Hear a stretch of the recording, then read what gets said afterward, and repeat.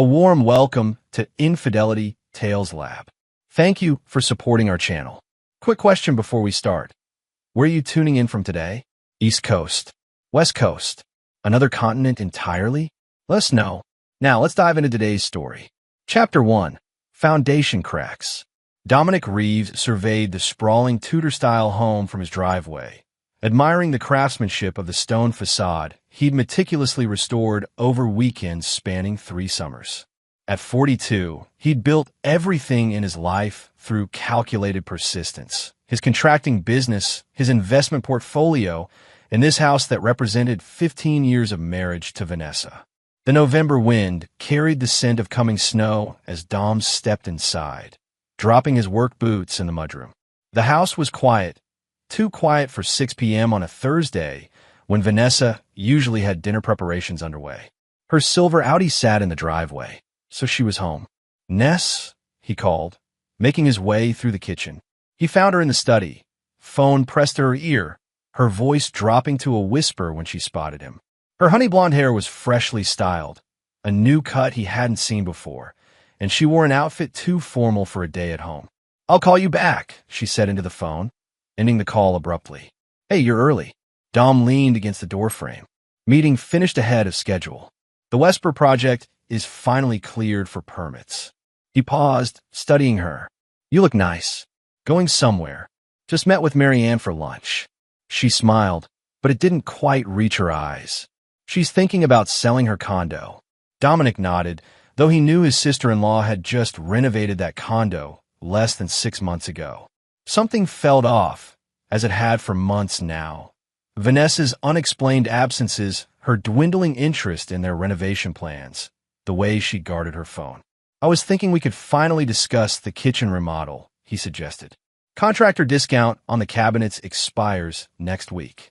Vanessa busied herself organizing papers on the desk. "Let's put that on hold. The market's been so unpredictable lately." "We've been putting it on hold for almost a year," Dom replied, keeping his voice even. "It was your idea in the first place." "Things change, Dom." She stood, slipping past him. "I need to grab something from the drugstore. Don't wait up for dinner."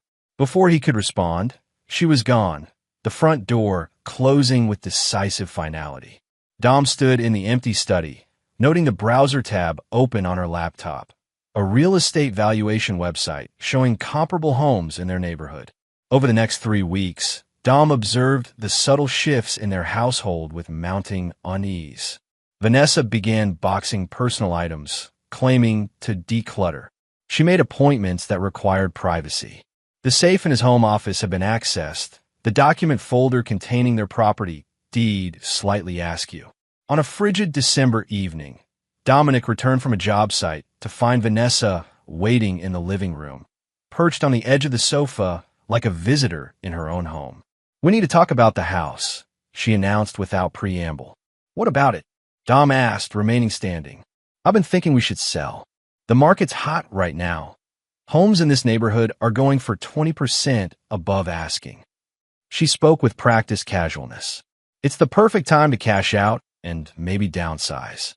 Dom studied his wife of 15 years, seeing the stranger she'd become. "This is sudden. We put a lot into this place. That's exactly why we should sell, maximize our investment." She slid a business card across the coffee table. "I've already spoken with a realtor. He's my cousin from my mother's side, Troy Lowell. You've never met him, but he specializes in luxury properties." Dom picked up the card, examining the glossy stock and professional logo of Pinnacle Realty. The man pictured had a square jaw and confident smile, handsome in a conventional way that immediately put Dom on alert. "Your cousin," he repeated, his contractor's mind calculating the improbability. "Your mother was an only child." Vanessa's smile faltered slightly. "Second cousin, technically, through my grandmother's sister's side." Dom nodded, pocketing the card. "I'd like to meet him before we make any decisions." "Of course," she agreed too quickly. "He's coming by tomorrow afternoon for an initial consultation. I told him you'd have questions." That night, Dom lay awake listening to Vanessa's measured breathing beside him, contemplating the sudden urgency to sell the home they'd planned to grow old in. Outside their bedroom window, snow began to fall, covering the garden where they'd buried their dog River 3 years ago. The garden where Vanessa had once talked about building a greenhouse for her retirement hobby. Dom slipped from bed and made his way to his home office, where he carefully photographed every document in their safe, forwarded emails from Vanessa's open laptop to his secure account, and made a crucial phone call to Walter Graves, an attorney who had represented his contracting business for years. "Walt, it's Dom Reeves. I know it's late, but I need your help with something delicate. I think I'm about to be blindsided." Chapter 2. The Interloper. Troy Lowell arrived precisely at 3 the following afternoon, wearing a tailored charcoal suit that screamed success and bearing a leather portfolio embossed with the Pinnacle Realty logo. Dom observed the easy familiarity between Troy and Vanessa, the almost imperceptible touch of hands as Troy passed her a coffee, the shared glances that communicated more than casual acquaintance. "Dominic," Troy extended his hand with practiced charm. "Pleasure to finally meet you. Vanessa speaks highly of your craftsmanship." Dom shook the offered hand firmly, noting the expensive watch and manicured nails. "Interesting. She's never mentioned you until yesterday." Troy's smile didn't waver. "Family reunions are too infrequent these days. I've been based in Phoenix until recently." He opened his portfolio, revealing glossy market analyses. "I've taken the liberty of preparing some preliminary numbers. The improvements you've made to this property put it in an exceptional bracket." For the next hour, Dom listened as Troy presented his pitch, market trends, comparables, staging recommendations. He spoke with the confidence of someone who had already secured the listing. "I notice you've increased the value estimation by nearly 30% over the county assessment," Dom observed, pointing to a figure on one of Troy's spreadsheets. "Conservative, actually," Troy replied smoothly. "I've already had interest from several clients looking in this area. One in particular who would likely make an offer without the property even hitting the market." "How convenient," Dom remarked. "Isn't it?" Vanessa interjected. "Troy says we could close before February if we move quickly." Dom leaned back, feigning consideration.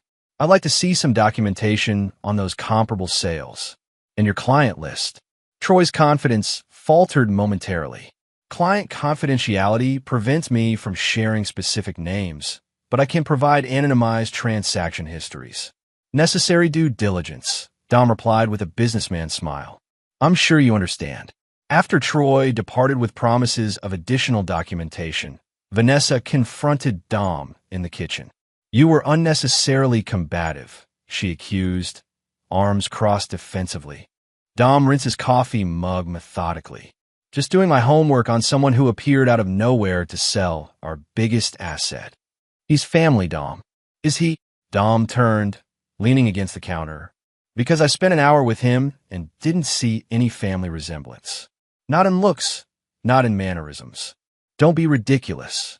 When did you reconnect with his cousin, exactly?" Vanessa's gaze shifted away. "A few months ago, at a real estate seminar. Interesting networking opportunity for family members who haven't seen each other in years." The tension between them stretched taut as a wire. Finally, Vanessa sighed dramatically. "I need this change, Dom. The house, this life, it's suffocating me." "The house," Dom repeated quietly. "Or our marriage?" She didn't answer, which was answer enough. Over the next 2 weeks, Dom presented the perfect image of a reluctant but cooperative husband. He attended meetings with Troy, reviewed paperwork, and asked just enough questions to appear engaged without being obstructive. Meanwhile, he worked quietly behind the scenes.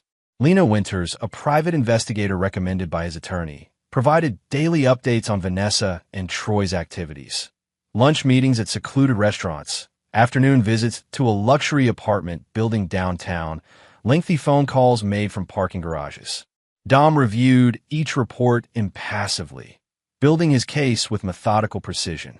Through casual conversations with neighbors and business associates, Dom pieced together Troy Lowell's hastily constructed background.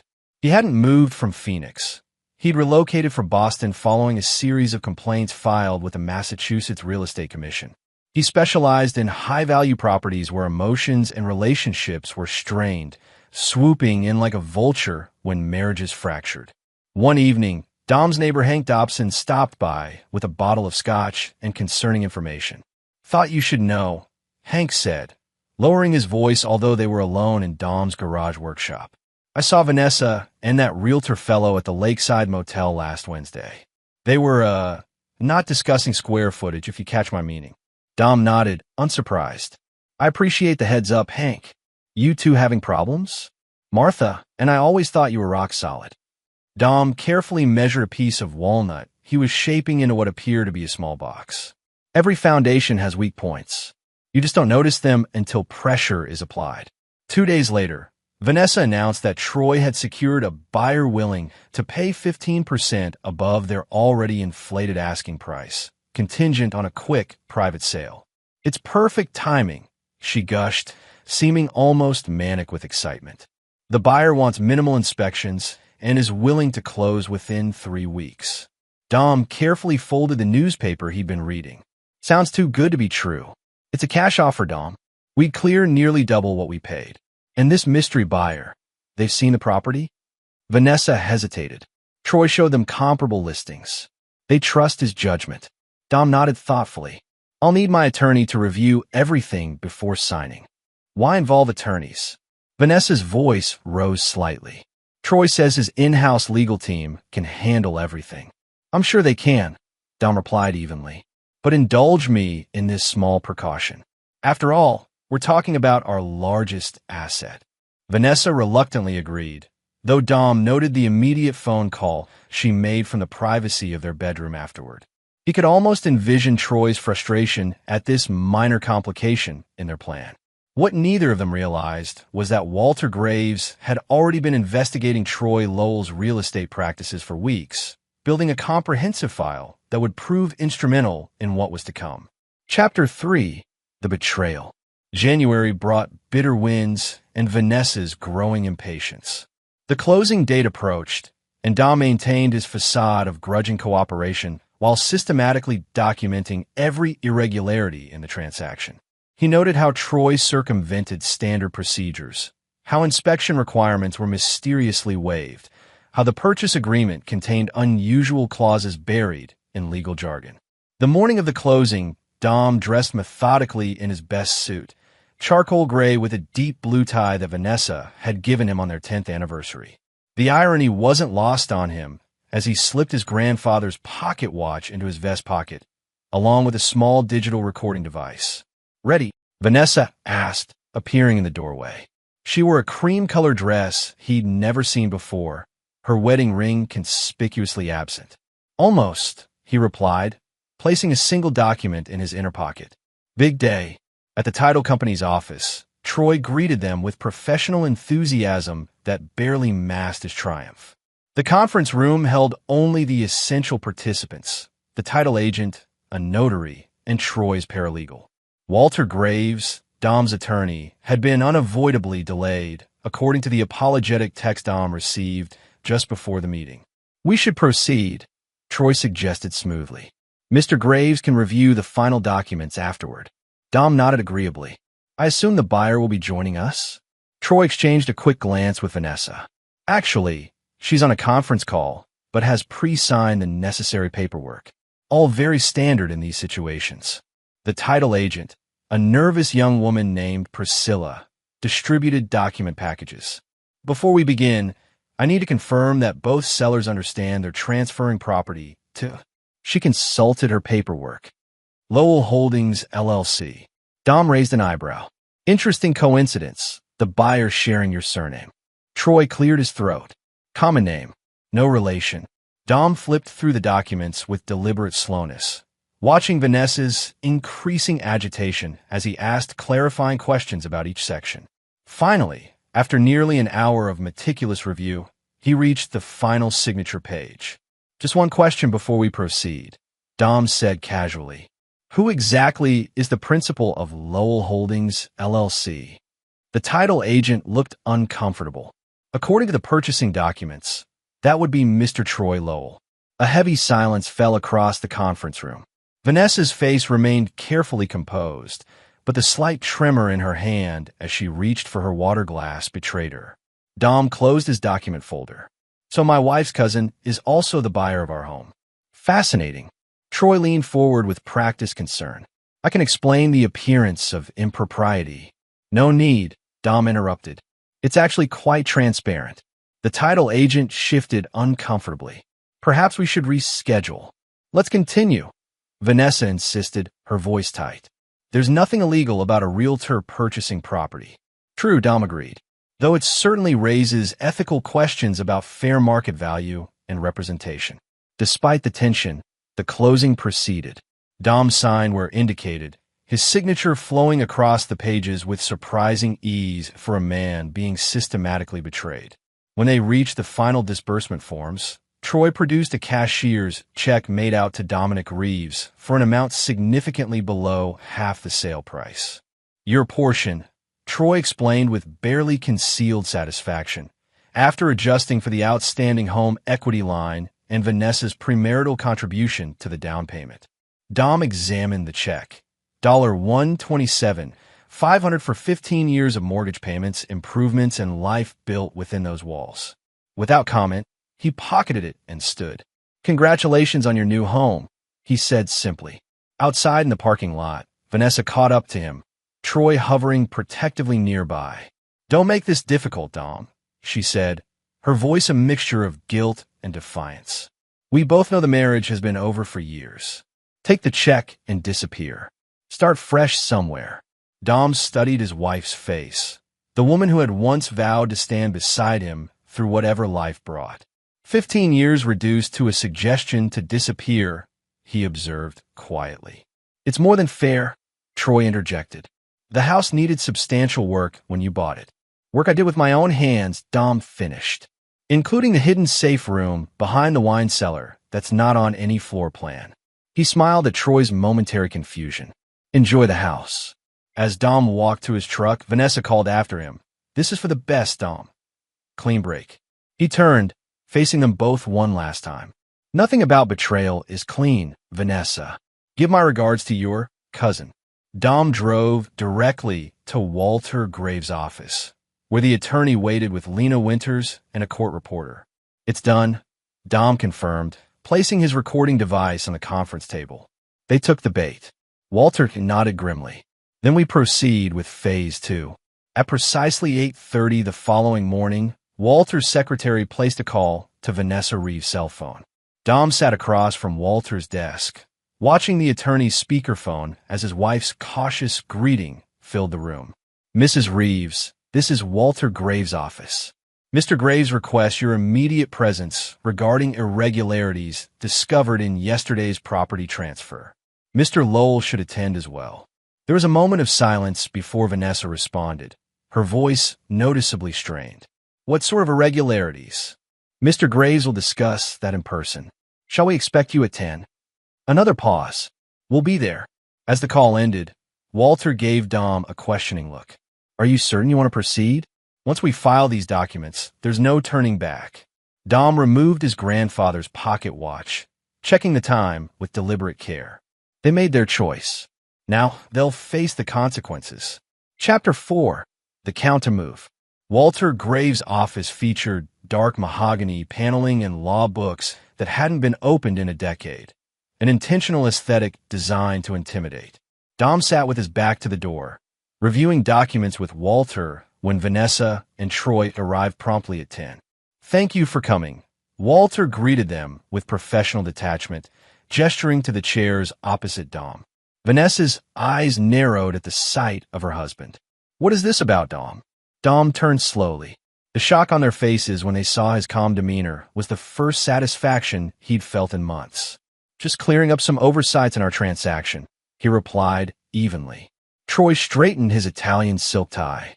If there were discrepancies, my team would have caught them. Walter opened a thick file. Interesting you should mention your team, Mr. Lowell. Let's discuss Lowell Holdings LLC, established 6 months ago with Vanessa Palmer, not Reeves, listed as a silent partner.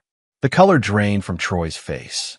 Vanessa's hand moved instinctively to her throat. That's confidential business information, Troy protested weakly. Walter continued as if Troy hadn't spoken. Let's also discuss the questionable appraisal conducted by Alvin Mercer, whose license was suspended in Arizona for similar irregular valuations in cases where, coincidentally, You served as listing agent. You had us investigated? Vanessa's voice quavered between outrage and fear. Dom leaned forward. I had our transaction investigated. Standard business practice. The evidence suggests, Walter continued methodically, a coordinated effort to defraud Mr. Reeves of his rightful equity through falsified documents, manipulated appraisals, and deliberate misrepresentation. Troy's professional demeanor cracked. You can't prove intent. Walter slid a sealed envelope across the table. This contains documentation ready for submission to the district attorney, real estate commission, and civil court. Fraud charges alone carry potential sentences of 5 to 7 years. Vanessa's face had turned ashen. Dom, please. I'm not done. Dom interrupted softly. The house isn't the only asset you miscalculated. Walter produced another file.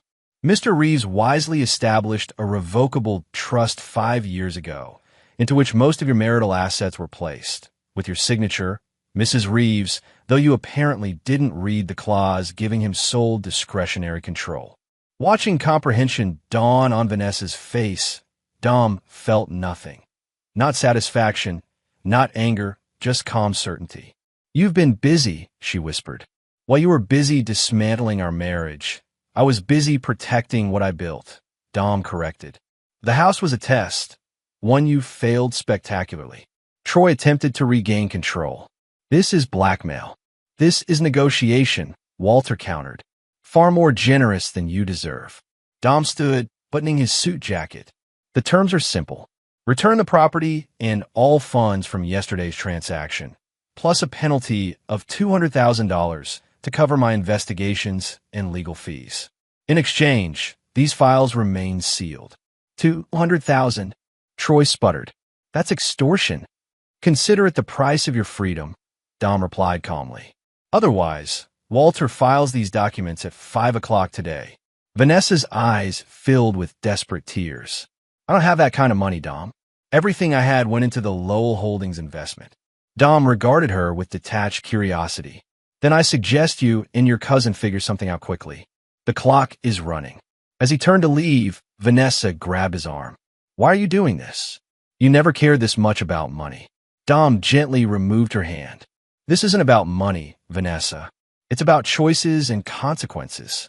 The following days unfolded according to Dom's meticulous plan. Troy liquidated investment accounts and borrowed against his brokerage portfolio. Vanessa surrendered her jewelry collection, including the anniversary diamonds Dom had given her that she claimed were lost the previous year. Walter documented every payment with clinical precision, building a record that would serve as insurance against future retaliation. Meanwhile, Dom moved into a downtown loft he'd purchased through his contracting business 3 years earlier, a contingency investment Vanessa had known nothing about. He immersed himself in work, accepting a major hospital renovation project that would keep his crew busy for months. One evening, as February snow blanketed the city, Dom's phone rang with Vanessa's number. He considered ignoring it before answering with a terse, "Yes?" "The money's been transferred," she said, her voice small. Troy had to sell his car and borrow from his parents. Walter confirmed receipt this afternoon. A long pause. "What happens now, Dom? Now you learn what it costs to betray someone who trusted you. Can we talk? In person?" The desperation in her voice was palpable. "I made a terrible mistake." "No, Vanessa," Dom interrupted. "You made a series of calculated decisions. Don't insult me by calling it a mistake. 15 years means nothing to you." Her voice cracked. "It meant everything to me," Dom corrected her. "That's the difference between us." After ending the call, Dom stood at his loft window overlooking the city lights, reflecting on the woman he had loved and the elaborate deception she had constructed.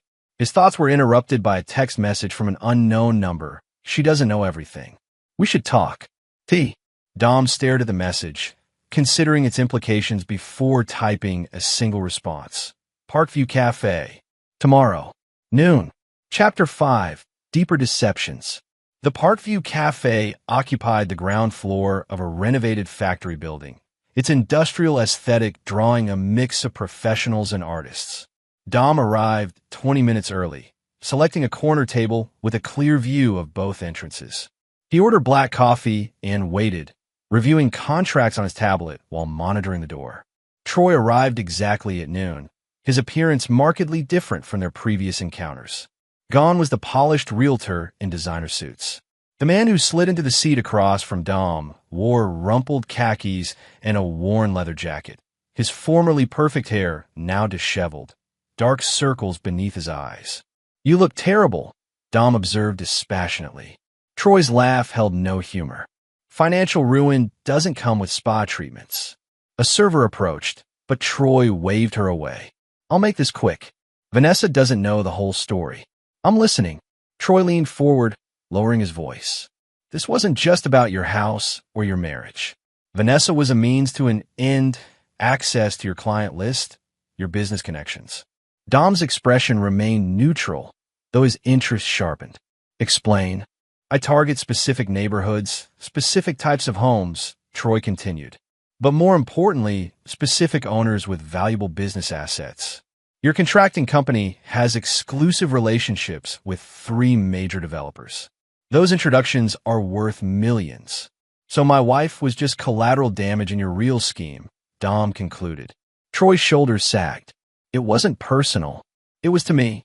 Dom sipped his coffee. "Why tell me this now?" "Because Vanessa is planning something." Troy glanced around nervously. "She thinks there's still money hidden somewhere. She's convinced you have offshore accounts, secret investments. She's hired someone to dig deeper." Dom set down his cup. "And you're warning me out of the goodness of your heart." "I'm warning you because she's becoming unstable. When the house deal collapsed, she blamed me. Said I promised her security, a fresh start." Troy pushed a napkin across the table. "This is the name of the person she hired. Former IRS investigator with questionable methods." Dom glanced at the name, Boyd Keller, before methodically tearing the napkin into tiny pieces. "Why should I believe anything you say?" Troy's eyes reflected genuine fear. "Because she threatened me too. Said if she goes down, she's taking everyone with her." He hesitated. "There's something else. She mentioned your sister's nonprofit. Said there were irregularities in the accounting you helped set up." Dom's first genuine emotion in months surged through him, a cold fury that momentarily displaced his careful control. His younger sister, Amelia, ran a foundation for children with terminal illnesses, an organization born from the tragedy of losing her own daughter to leukemia. The foundation's reputation was spotless, its operations transparent, its mission personal and sacred to their family. "If she comes anywhere near my sister's foundation, the deal is off," Dom said, his voice deadly quiet. "The fraud charges will be the least of her concerns." Troy nodded quickly. "That's why I'm here. This has gone too far. I wanted a real estate scheme, not whatever this is becoming." Dom studied Troy carefully, weighing the information against what he already knew. "I'll handle Vanessa. You need to disappear, different city, different name. If I see or hear of you operating within 500 miles of here, everything goes to the authorities." "Already planning on it," Troy replied. "Phoenix got too hot. This city is radioactive." As Troy stood to leave, Dom stopped him with a final question. "When did it start?" "With Vanessa." Troy hesitated. "The real estate seminar was last March, but she approached me, not the other way around. Said she'd been looking for an exit strategy for over a year." The revelation settled like a stone in Dom's chest. March, when he'd been working 16-hour days on the riverfront project, when he'd missed their anniversary dinner because of a structural emergency, when he'd promised to make it up to her once the project was complete. After Troy departed, Dom remained at the table, mind working through this new information. He pulled out his phone and made 2 calls, one to Walter Graves, the other to Lena Winters. By the time he left the cafe, he had set in motion the next phase of his response. That evening, Dom drove to his sister Amelia's suburban home, where the sounds of children's laughter provided a stark contrast to the heaviness he carried. Amelia's husband, Preston, greeted him at the door with a warm handshake. "Uncle Dom's here," Preston called, and 2 boys, 11 and 9, thundered down the stairs to tackle their favorite uncle. "Easy, monsters," Dom laughed, the first genuine smile crossing his face in months. "Let me at least get my coat off." Amelia appeared from the kitchen, wiping flour-covered hands on her apron. At 38, she carried herself with the quiet strength of someone who had faced the worst life could offer and continued forward. Her smile faltered when she saw Dom's expression. "Boys, finish setting the table," she instructed. Once they'd scampered away, she led Dom to the study. "What's wrong? Is this about Vanessa?" Dom closed the door. "I need to warn you. Vanessa might try to cause problems for the Foundation." Amelia's eyes widened. "Why would she?" "Desperation," Dom replied simply. "I've taken precautions, but I wanted you prepared." Amelia studied her brother. "You never told me what really happened with you two." "She found someone else. Decided our life wasn't enough." "That doesn't sound like the Vanessa I knew." Dom's laugh held no humor. "Turns out neither of us knew her very well." Amelia placed a hand on his arm. "What are you planning, Dom? You have that look." "What look?" "The same one you had when Tommy Brennan stole my bike in 7th grade. He mysteriously lost his paper route, his spot on the basketball team, and his girlfriend within a month." Dom shrugged. "Actions have consequences." "Dom." Amelia's voice grew serious. "Don't lose yourself in this. Revenge isn't worth." "This isn't about revenge," Dom interrupted. "It's about justice and protection." Dinner with Amelia's family provided a few hours of normality in Dom's carefully controlled existence. As he helped his nephews with science project questions and discussed Preston's new position at the university hospital, Dom was reminded of the family dinners he and Vanessa had hosted in happier times, the future they had planned that would never materialize. Later that night, as Dom returned to his loft, he received a text from Lena Winters. Subject made contact with B. Keller at the Sovereign Hotel bar.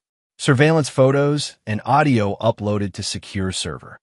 Dom accessed the files, watching grainy images of Vanessa leaning close to a gray-haired man in an expensive suit, her body language intentionally intimate, her hand occasionally touching his arm for emphasis. The audio was fragmented but clear enough. Not just the house and business, hiding significant assets, offshore accounts, willing to pay premium percentage, need conclusive evidence. Dom closed the files and made a final call to Walter. She took the bait. Proceed with Phase 3. The following morning, Walter Graves filed an emergency petition with the family court, citing evidence of potential fraud and requesting an immediate freeze on all joint assets pending investigation. Simultaneously, Lena Winters delivered a comprehensive dossier to Boyd Keller's office documenting his unauthorized practice in 3 states and questionable methods that violated federal privacy laws. By noon, Vanessa's access to every account was blocked, her credit card suspended, her remaining assets locked in legal limbo. By evening, Boyd Keller had withdrawn his services and left town, leaving Vanessa isolated and increasingly desperate. The trap Dom had meticulously crafted was closing. Chapter 6. The Turning Point. Late February brought an unexpected thaw, melting snow into slushy rivulets that streamed down city streets. Dom stood on the balcony of his loft, watching workers below remove weather protections from new landscape installations. Nature and commerce both emerging from winter's grip. His phone vibrated with a text from Walter Graves. Judge Thornton granted the expanded order. All assets frozen indefinitely. Hearing scheduled for March 15th. Dom replied with simple acknowledgement, pocketing his phone as he returned inside. The loft had begun to feel like home, its open spaces and industrial aesthetic the antithesis of the traditional Tudor he'd shared with Vanessa. He'd furnished it minimally but thoughtfully, with pieces crafted by artisans he'd met through various projects. No photographs, no mementos, nothing to connect it to his previous life. The intercom buzzed, an unexpected interruption to his Saturday solitude. The security desk announced Marianne Palmer, Vanessa's sister. Dom hesitated before authorizing her to come up, curious what brought her to his door. Marianne was Vanessa's younger sister by 3 years, with the same honey blonde hair but softer features. Unlike her sister's calculated polish, Marianne carried herself with authentic warmth that had made family holidays bearable even as Dom's marriage cooled. "This is unexpected," Dom greeted her as she stepped from the elevator. Marianne offered a tentative smile. I wasn't sure you'd see me. Family by marriage still counts, Dom replied, gesturing her inside. Coffee, please. They moved to the kitchen island where Dom prepared 2 cups from his precision brewing setup. Marianne glanced around the space with undisguised curiosity. Nice place. Very different from the house. Dom nodded. That's the point. They settled into an uncomfortable silence as Dom waited for her to reveal the purpose of her visit. Finally, Marianne sighed heavily. Vanessa's in trouble, Dom. I'm aware. No, I mean beyond the legal stuff. Marianne cradled her coffee mug. She showed up at my place at 3 this morning. She'd been drinking, talking wildly about conspiracy and persecution. I've never seen her like this. Dom maintained his neutral expression. And what would you like me to do with this information? Marianne's eyes flashed with sudden anger. You could try basic human concern. 15 years together counts for nothing. It counted for exactly $127,500 according to Vanessa and her cousin. Dom replied evenly. Their valuation, not mine. God, you're cold. Marianne shook her head. I knew you'd be angry, hurt even, but this calculated destruction isn't you, Dom. Dom set his cup down carefully. You don't know what I am capable of when someone tries to dismantle my life, Marianne. Vanessa made her choices with full awareness of potential consequences. She made terrible choices, Marianne agreed. But this scorched earth campaign is destroying her. That wasn't my intent, Dom replied honestly. My intent was justice. Marianne studied him. What happened to the man who spent 3 weekends building a wheelchair ramp for my neighbor's kid? Who organized the contractor alliance for Amelia's foundation? That man believed in second chances. That man was betrayed by his wife and her lover, who conspired to steal his home and business connections, Dom countered. That man watched 15 years of partnership dissolve into calculation and deceit. Marianne's shoulders sagged. I'm not defending what she did. I told her she was making a catastrophic mistake getting involved with Troy. She hesitated. But there's something you should know about why it started.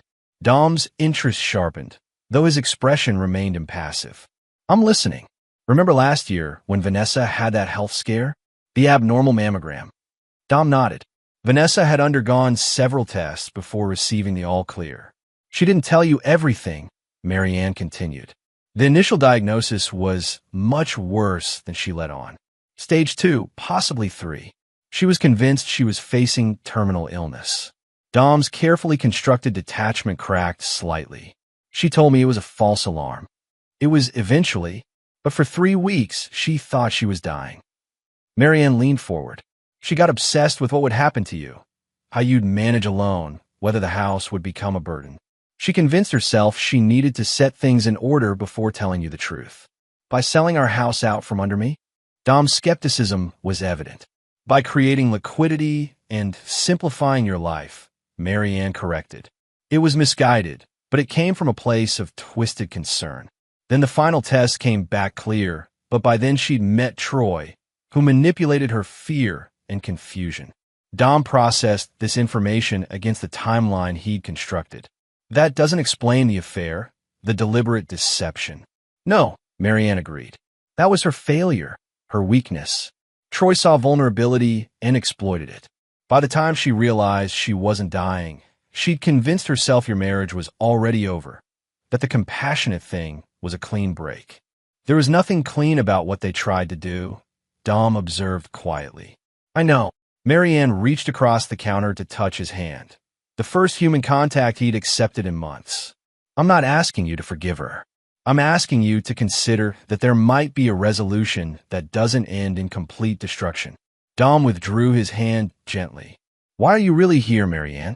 Beyond concern for your sister? She hesitated. Vanessa mentioned something about Amelia's foundation. She was incoherent, but it sounded like she might try to cause problems there. Dom's expression hardened immediately. That would be inadvisable. I agree completely, Marianne said quickly. That's partly why I'm here. Whatever happens between you and Vanessa should stay between you and Vanessa. Dragging Amelia into this would be unforgivable. On that, we agree. After Marianne left, Dom stood at his window, watching the city lights emerge as dusk fell. The information about Vanessa's health scare provided context, but not absolution. Still, it complicated the narrative he'd constructed. The cold calculation he'd attributed to her actions now tinged with panic and misguided protection. Dom reached for his phone, hesitated, then made the call. "Walter? I need a modification to our approach." The following morning, Dom drove to a modest apartment complex on the city's west side. Vanessa answered his knock with obvious surprise, her appearance a stark contrast to her usual polished image. Her hair hung limp, dark circles shadowed her eyes, and she wore an oversized sweatshirt that Dom recognized as one of his old ones she must have taken during the move. "Dom," she breathed, momentarily speechless. "What are you?" "May I come in?" he asked formally. She stepped back, gesturing vaguely to the sparsely furnished living room. "It's not much. It doesn't need to be," Dom replied, remaining standing. "I'll be brief. Marianne visited me yesterday." Vanessa's face flushed. She had no right. "She told me about the diagnosis," Dom interrupted. "The real one." The color drained from Vanessa's face as quickly as it had appeared. She sank onto the sofa. "Oh, why didn't you tell me?" The question came out softer than Dom had intended. "Because you would have put everything on hold," she answered, not meeting his eyes.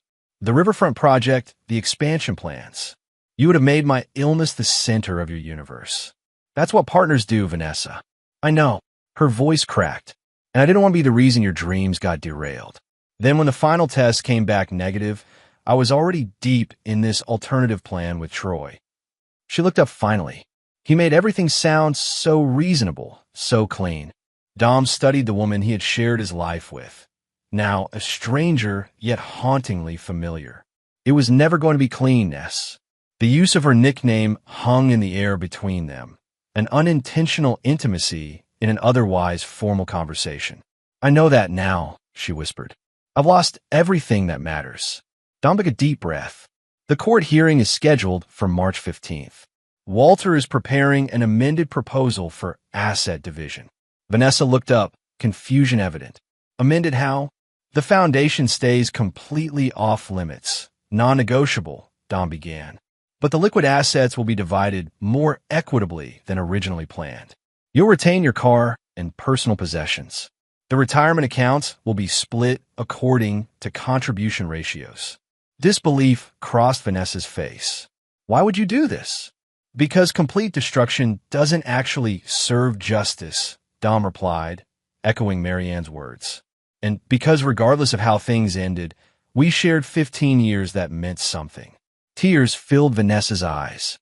"Dom, this isn't reconciliation," he interrupted firmly. "This is closure. A fair ending instead of a vindictive one." Vanessa nodded slowly. "I understand." As Dom turned to leave, Vanessa called after him. "For what it's worth, and I know it's worth very little now, I am truly sorry for what I did. Not just the betrayal, but for underestimating who you are." Dom paused at the door. "Take care of yourself, Vanessa." Walking to his car, Dom felt the weight of months of anger and calculation begin to lift, not into forgiveness, but into something adjacent to peace. The revenge he had meticulously crafted would be tempered by mercy, the final act recognizable as justice rather than destruction. His phone buzzed with a text from Lena Winters. Subject T observed purchasing one-way ticket to Miami from private airfield. Departing tomorrow. Dom smiled faintly. At least one player in this drama understood the wisdom of a clean exit. Chapter 7. Calculated Mercy. The morning of the court hearing dawned clear and cold, a late winter sun casting long shadows across the courthouse steps. Dom arrived early, reviewing documents with Walter in a conference room that smelled of furniture polish and anxiety. "You're certain about these amendments?" Walter asked for the third time, tapping the revised settlement offer. "They're significantly more generous than our initial position." Dom nodded. "Destruction isn't the goal, Walter. Never was." "Could have fooled me," the attorney remarked dryly. "That was the point." Dom straightened his tie, a new one, deep burgundy against a charcoal shirt. Nothing from his life with Vanessa remained in his daily existence. Pressure reveals character. I needed to see what emerged when pushed. Walter gathered his papers. Well, your soon-to-be ex-wife revealed plenty. Speaking of which, the PI confirmed Troy Lowell boarded a private charter to Miami yesterday. Apparently, he's exploring opportunities in South America. Smart man, Dom observed without emotion. When the ground becomes unstable, relocate. The courtroom was nearly empty when they entered, a small mercy in a process designed to dismantle lives in public view. Vanessa sat with her attorney, Patricia Walcott, a divorce specialist with a reputation for aggressive settlement negotiation. Dom noted Vanessa's attempt to project her former confidence. Tailored navy suit, hair styled immaculately, posture rigidly upright. Only the tremor in her hands, as she arranged papers, betrayed her anxiety. Judge Eleanor Thornton entered promptly at 9, her reputation for efficiency and no-nonsense approach evident in her brisk acknowledgement of the attorneys and immediate focus on the case file. I've reviewed the amended settlement proposal submitted this morning, she began, peering over reading glasses. Given the unusual circumstances and previously filed motions regarding potential fraud, I have questions before proceeding. For the next hour, Judge Thornton methodically dissected the settlement terms, questioning both attorneys about specific provisions. Dom watched Vanessa's face as Walter explained the more generous division of assets, noting her carefully controlled surprise. Mr. Reeves, Judge Thornton addressed him directly.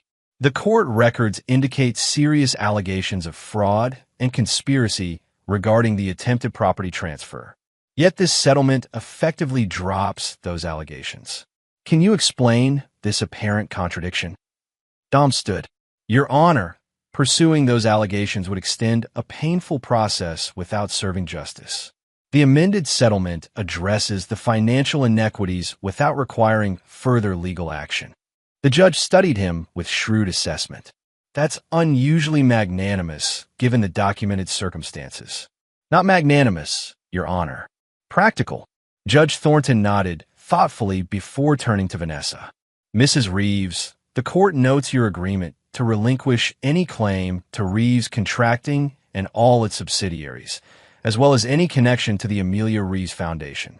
Do you understand these terms are non-modifiable in future proceedings? Vanessa stood, her voice steady despite her evident tension. I do, Your Honor. I have no desire to interfere with either entity. After additional questioning and review, Judge Thornton approved the settlement with minimal modifications. While the court doesn't typically comment on the nature of dissolutions beyond legal requirements, I will note that ending a marriage with dignity often requires more strength than continuing one without it. The terms are approved as amended. The gavel's sharp report echoed with finality. 15 years of marriage, dissolved in 90 minutes of legal procedure. Outside the courtroom, Dom and Walter gathered their documents when Vanessa approached, her attorney hovering protectively nearby. Could we speak privately? She asked Dom, her composure still intact but fragile. Walter raised an eyebrow in question. Dom nodded reassurance. I'll meet you downstairs. When they were alone in the empty corridor, Vanessa spoke softly. The settlement. It's far more than I expected. It's what's fair, Dom replied simply. Fairness was always my goal, despite what you might have believed. Why did you let me keep my grandmother's lake house property? It wasn't part of our marital assets. Dom allowed himself a small smile.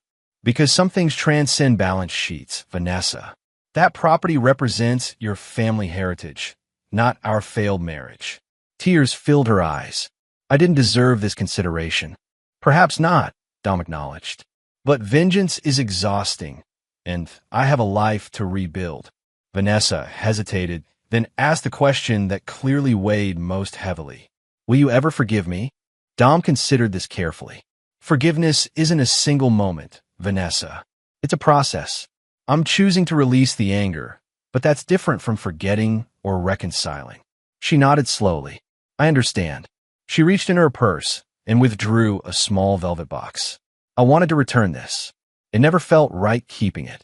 Dom accepted the box, recognizing it immediately, his grandmother's sapphire ring that had been his first gift to Vanessa when they were dating. He'd assumed it had been sold or lost years ago. It reminded me of who we were before. She trailed off. Before I became someone I don't recognize anymore. Dom pocketed the box. We all become strangers to ourselves sometimes, Vanessa. The question is whether we find our way back. As they parted ways in the courthouse corridor, Dom felt the heaviness of months of calculation and controlled rage begin to dissipate. Not into forgiveness, that would require more time and distance than he currently possessed, but into something adjacent to peace. Outside, Walter waited by the car. All good. Dom nodded. It's done. You know, Walter observed as they drove away. In 15 years of handling divorces, I've never seen someone execute such a precise response to betrayal only to voluntarily step back from the killing blow. Dom watched the courthouse recede in the side mirror. It's not about mercy, Walter. It's about reclaiming who I am. That evening, Dom met Amelia for dinner at a quiet restaurant overlooking the river. She studied him carefully as he described the settlement and final interaction with Vanessa. So it's really over, she remarked. How do you feel? Dom considered the question. Like I'm standing in a newly framed structure. The foundation is solid, but everything else is yet to be built. Amelia smiled. That's very you, describing emotional states through construction metaphors. Occupational hazard, he acknowledged with a small smile. I have news, Amelia said, changing the subject. The foundation received an anonymous donation this morning. $200,000. Dom's eyebrows rose. Interesting timing. The transfer came from a Miami bank account. Amelia gave him a knowing look. Any thoughts on our mysterious benefactor? None whatsoever, Dom replied evenly, though his lips curved slightly. Though I believe in karma's ability to balance accounts. Later that night, as Dom stood on his loft balcony watching the city lights, his phone buzzed with a message from an unknown Miami number. Debt paid. Account closed. No signature was necessary. Dom deleted the message without responding. Some chapters required no epilogue. Chapter 8. Reinvention. Spring arrived with surprising gentleness, coaxing reluctant blossoms from trees that had weathered a bitter winter.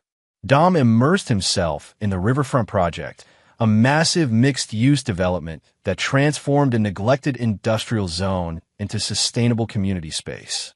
The symbolic parallel wasn't lost on him, reclaiming what had been abandoned, building something new from painful history. On a warm April morning, Dom walked the construction site with Benjamin Hollister, the project developer and one of Dom's oldest clients. At 62, Ben had the weathered face of someone who'd spent decades outdoors and the sharp eyes of a man who missed nothing.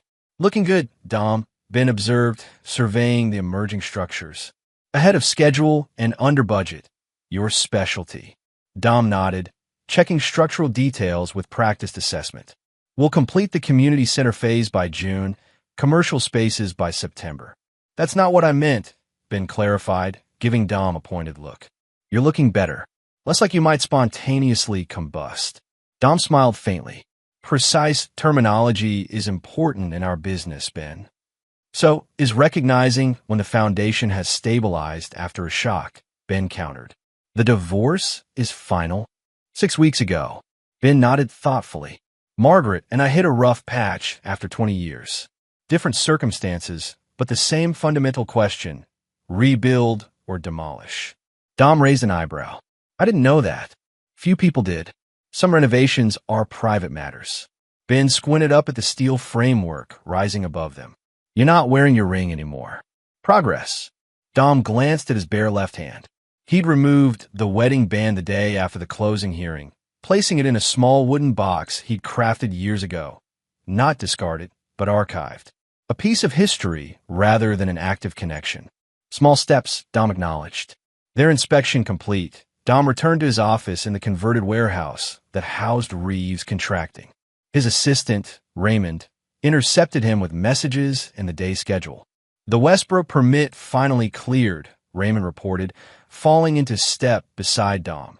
And the Historical Preservation Committee approved our modification proposal for the Clark Street project. Good. Schedule the subcontractor meeting for Thursday. Dom paused at his office door. Anything else? Raymond hesitated. Ms. Santiago from Urban Planning called again about the community board position. Said they need your decision by Friday. Dom nodded. Tell her I'll call this afternoon. The community development board position had been offered 3 weeks earlier, an appointed role overseeing neighborhood revitalization projects.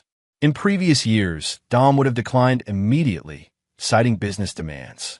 Now, the prospect of contributing to civic planning beyond commercial interests held unexpected appeal. As Dom settled at his desk, his phone buzzed with a message from Lena Winters, quarterly update as requested. Subject V, maintaining residence at Westside Apartment. Employment at Palmer Design Stable. No contact with Subject T, who remains in Bogota. Surveillance concluded as contracted. Dom replied with simple acknowledgement and a transfer of the final payment. The monitoring had been a precaution rather than continued vendetta, insurance against potential retaliation as emotions settled. With Troy established in Colombia and Vanessa rebuilding her life quietly, the chapter could truly close. Later that afternoon, Dom drove to the lake house property he'd recently purchased, 40 acres of wooded shoreline with a neglected cabin that most buyers had considered tear-down material. Dom had seen potential in its honest craftsmanship and scenic isolation. 3 weekends of work had transformed the main structure into a comfortable retreat. The property offered what his downtown loft couldn't: space to breathe, to build, to reimagine. As sunset painted the lake in amber and gold, Dom sat on the rebuilt dock, considering the parallel reconstructions underway, the physical spaces he was reclaiming and the personal identity he was redefining. For months, he had been someone driven by calculated response to betrayal. Now that framework had served its purpose, leaving space for something new to emerge. His phone rang, Amelia's number. "Just checking if you're coming to Zachary Science Fair tomorrow," she said when he answered. He's convinced his favorite uncle will be impressed by his sustainable energy model. "Wouldn't miss it," Dom assured her, though I maintain that favorite uncle is a low bar when I'm his only uncle. Amelia laughed. "True, but you've set that bar pretty high anyway." She paused. "How's the lake house coming along?" "Structure sound. Starting on interior work next weekend. You should host a small gathering once it's finished. Nothing fancy, just family, a few friends." Dom considered this. Social connections had contracted during his marriage dissolution. His focus narrowed to legal strategy and business obligations. The prospect of deliberately expanding that circle again felt both unfamiliar and necessary. "I might do that," he agreed, "once the place is presentable." "Good." Amelia's approval was evident. "Oh, and Marion called me today. Apparently, she's been asked to coordinate the children's art therapy program for the foundation. I thought you should know before I proceed." Dom tensed slightly at the connection to Vanessa, then consciously relaxed. "Marianne's qualified. Her art therapy work at the hospital is excellent. You're sure it's not complicated?" "Life is complicated, Amelia," Dom replied. "Doesn't mean we avoid valuable contributions." After ending the call, Dom watched darkness settle over the lake, the distant lights of other cabins appearing like earthbound stars along the shoreline. The property represented his first major personal investment since the divorce, a deliberate choice to create something exclusively his, unconnected to past partnerships or shared dreams. The following week brought an unexpected encounter as Dom reviewed material samples at an upscale design showroom. He turned from a display of sustainable bamboo flooring to find himself face-to-face with Vanessa, who appeared equally startled by their meeting. For a moment, neither spoke, the showroom's ambient music filling the awkward silence. Dom noted her professional attire. Clearly there on business for her interior design firm rather than personal shopping. "Dom," she finally greeted him, composure recovered. "I didn't expect to see you here." "Likewise," he replied evenly. "Working on the Anderson project?" She nodded. "Final selections for the lake house remodel." Another pause, less strained than the first. Dom noticed she looked healthier than at the courthouse, the haunted look replaced by something more settled, if not entirely carefree. "How have you been?" The question felt oddly formal for someone he'd shared a bathroom with for 15 years. "Managing," she answered honestly. "The apartment's small but sufficient. The firm kept me on despite, everything. Dom nodded. Good. That's good. And you? Raymond mentioned you bought property on the lake. Just a small cabin. Needed work. Vanessa smiled faintly. Your specialty.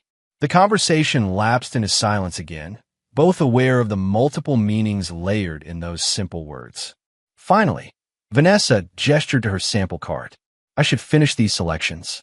The client's waiting. Of course. Dom stepped aside. As she moved past him, he added, I heard Mary Ann's working with Amelia's foundation. Vanessa paused. She is. It means a lot to her. To both of us, actually. She'll do good work there. Vanessa studied him carefully. You didn't have to approve that, after everything. The foundation's work shouldn't be limited by our personal history, Dom replied simply. Mary Ann has valuable skills to offer.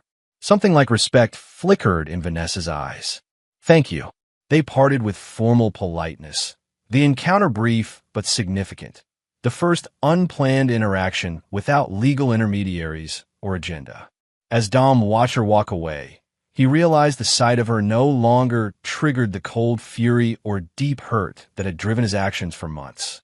In its place was something more complex, a muted acknowledgement of what had been lost alongside recognition of the necessity of that loss.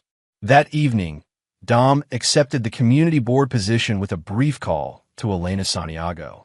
The 2-year appointment would begin the following month, requiring regular participation in neighborhood development decisions throughout the city's underserved districts. We're delighted you've accepted, Elena told him. Your practical experience with sustainable renovation will be invaluable to communities seeking revitalization without displacement. I'm looking forward to it, Dom replied, surprised to find the statement genuine rather than merely polite. As spring deepened into summer, Dom divided his time between expanding business projects, the lake house renovation, and his new civic responsibilities. The cabin gradually transformed from neglected shelter to personalized retreat, its spaces reflecting Dom's preferences rather than compromises with another's taste. He built custom shelving for books he'd finally allowed himself time to read, installed a workshop for woodworking projects, and constructed a deck that captured both sunrise and sunset views. In late June, following Amelia's persistent encouragement, Dom hosted a small gathering at the nearly completed lake house. The guest list remained modest. Amelia's family, Walter and his wife, several key employees and their partners, neighbors he'd befriended during the renovation. The occasion marked not just the cabin's completion, but a deliberate step into the life he was constructing beyond betrayal and its aftermath. As twilight fell, Dom stood at the edge of the gathering, observing the easy conversations unfolding across his new space. Amelia appeared beside him, offering a glass of bourbon. Successful event, she noted, clinking her glass against his. The place looks amazing. It's getting there, Dom acknowledged, surveying the work still to be done with a contractor's critical eye. I wasn't talking about the house, Amelia clarified with a meaningful look. Though that too, Dom understood her meaning. Small steps. Sometimes that's the only way forward, she agreed. One calculated decision after another. Walter joined them, nodding appreciation at the craftsmanship evident throughout the space. You've created something remarkable here, Dom. A complete transformation from what you started with. That seems to be the theme lately, Dom replied with a small smile. Later, as guests departed and quiet settled over the lake house, Dom sat alone on the dock, watching moonlight trace silver patterns across the water. The revenge that had consumed his focus had fulfilled its purpose. Justice delivered through careful calculation rather than emotional reaction. Now that account was settled, leaving room for reinvention that honored who he had been while creating space for who he might become. The water lapped gently against the shore, nature's quiet reminder that even after the most violent storms, equilibrium eventually returns. Different, perhaps, but stable in its new formation. Chapter 9. Balance Restored. Autumn painted the lakeside property in brilliant hues of amber and crimson, the cabin's weathered exterior now restored to its original warmth against the seasonal backdrop. Dom stood on the expanded deck, coffee mug in hand, watching mist rise from the water in ghostly tendrils as sunrise broke over the eastern shore. The solitude no longer carried the sharp edge of isolation that had characterized his early post-divorce months. His phone buzzed with a message from Elena Santiago. Proposal approved unanimously. Funding secured for the East Side Community Center renovation. We're ready when your team is. The community board position had evolved from obligation to passion project as Dom recognized the opportunity to apply his expertise to neighborhoods needing revitalization rather than gentrification. The East Side project would transform an abandoned recreation center into a multi-purpose facility serving an under-resourced community. Job training programs, childcare facilities, and affordable healthcare services under one sustainable roof. The professional satisfaction of this new direction contrasted sharply with the vindictive focus that had consumed him a year earlier. The balanced ledger of justice had freed him to redirect his considerable skills toward construction rather than calculation. Dom's contemplation was interrupted by the sound of tires on gravel. Hank Dobson's truck pulling into the drive. His former neighbor had become an unexpected friend during the divorce aftermath. His straightforward nature and practical wisdom, a counterbalance to Dom's tendency toward methodical analysis. Brought those heritage apple saplings I mentioned, Hank called, climbing from his truck. Perfect planting weather this weekend. Dom set down his coffee mug and moved to help unload the young trees. Appreciate it. I prepared the north slope like you suggested. As they worked together positioning the saplings for optimal growth, Hank nodded toward the cabin. Place is unrecognizable from when you bought it. Got plans for the boathouse next. Winter project, Dom confirmed. Converting the upper level to a guest apartment. Hank paused, leaning on his shovel. Planning for visitors? That's progress. Dom smiled slightly at the observation. Like Amelia, Hank had witnessed Dom's gradual emergence from self-imposed isolation, offering quiet encouragement without pressure. Speaking of progress, Hank continued casually. Martha's book club friend Diana asked about you again. Dom shook his head. Still not interested in being someone's second husband project. Fair enough, Hank conceded. Though not everyone's carrying Vanessa's particular baggage.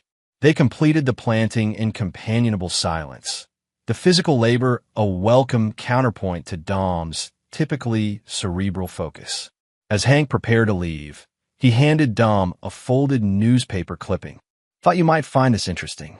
From last week's business section, Dom unfolded the paper to find a small article detailing the bankruptcy of Pinnacle Luxury Properties in Miami. The accompanying photo showed Troy Lowell being escorted from a courthouse, his once confident expression replaced by haggard defeat. Karma delivers eventually, Hank observed, though I suspect it had some help in this case. Dom scanned the article, noting the charges of fraudulent practices and misappropriation of client funds. Some lessons are more expensive than others. You're not curious how it all unraveled? Dom refolded the clipping, handing it back to Hank. Not particularly. That chapter's closed. Hank studied him with knowing assessment. That's how I know you've moved on for real. 6 months ago, you'd have wanted every detail of his downfall. After Hank departed, Dom returned to the deck, considering the property stretch before him. The saplings just planted would take years to mature. The boathouse renovation would occupy winter months. The garden beds would need systematic preparation for spring planting. Long-term projects requiring patience and vision rather than immediate gratification. His phone rang. Walter Graves calling with quarterly updates on business investments and pending contracts. Their professional relationship had evolved as legal necessities receded and strategic planning advanced. The foundation audit completed successfully, Walter reported after covering business matters. Amelia asked me to mention that Marion Palmer's art therapy program has secured additional funding through year-end. Good to hear, Dom replied. The program's making real impact. Walter hesitated before adding, I ran into Vanessa last week at the Symphony fundraiser. She asked about you. Dom felt the familiar twinge, fainter now but not entirely absent, at the mention of her name.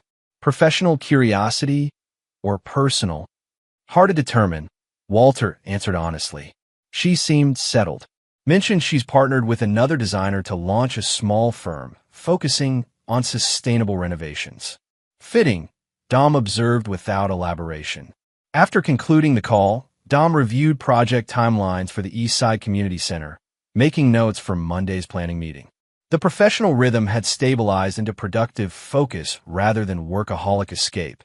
His schedule now balanced between business obligations, personal projects, and newly reclaimed social connections.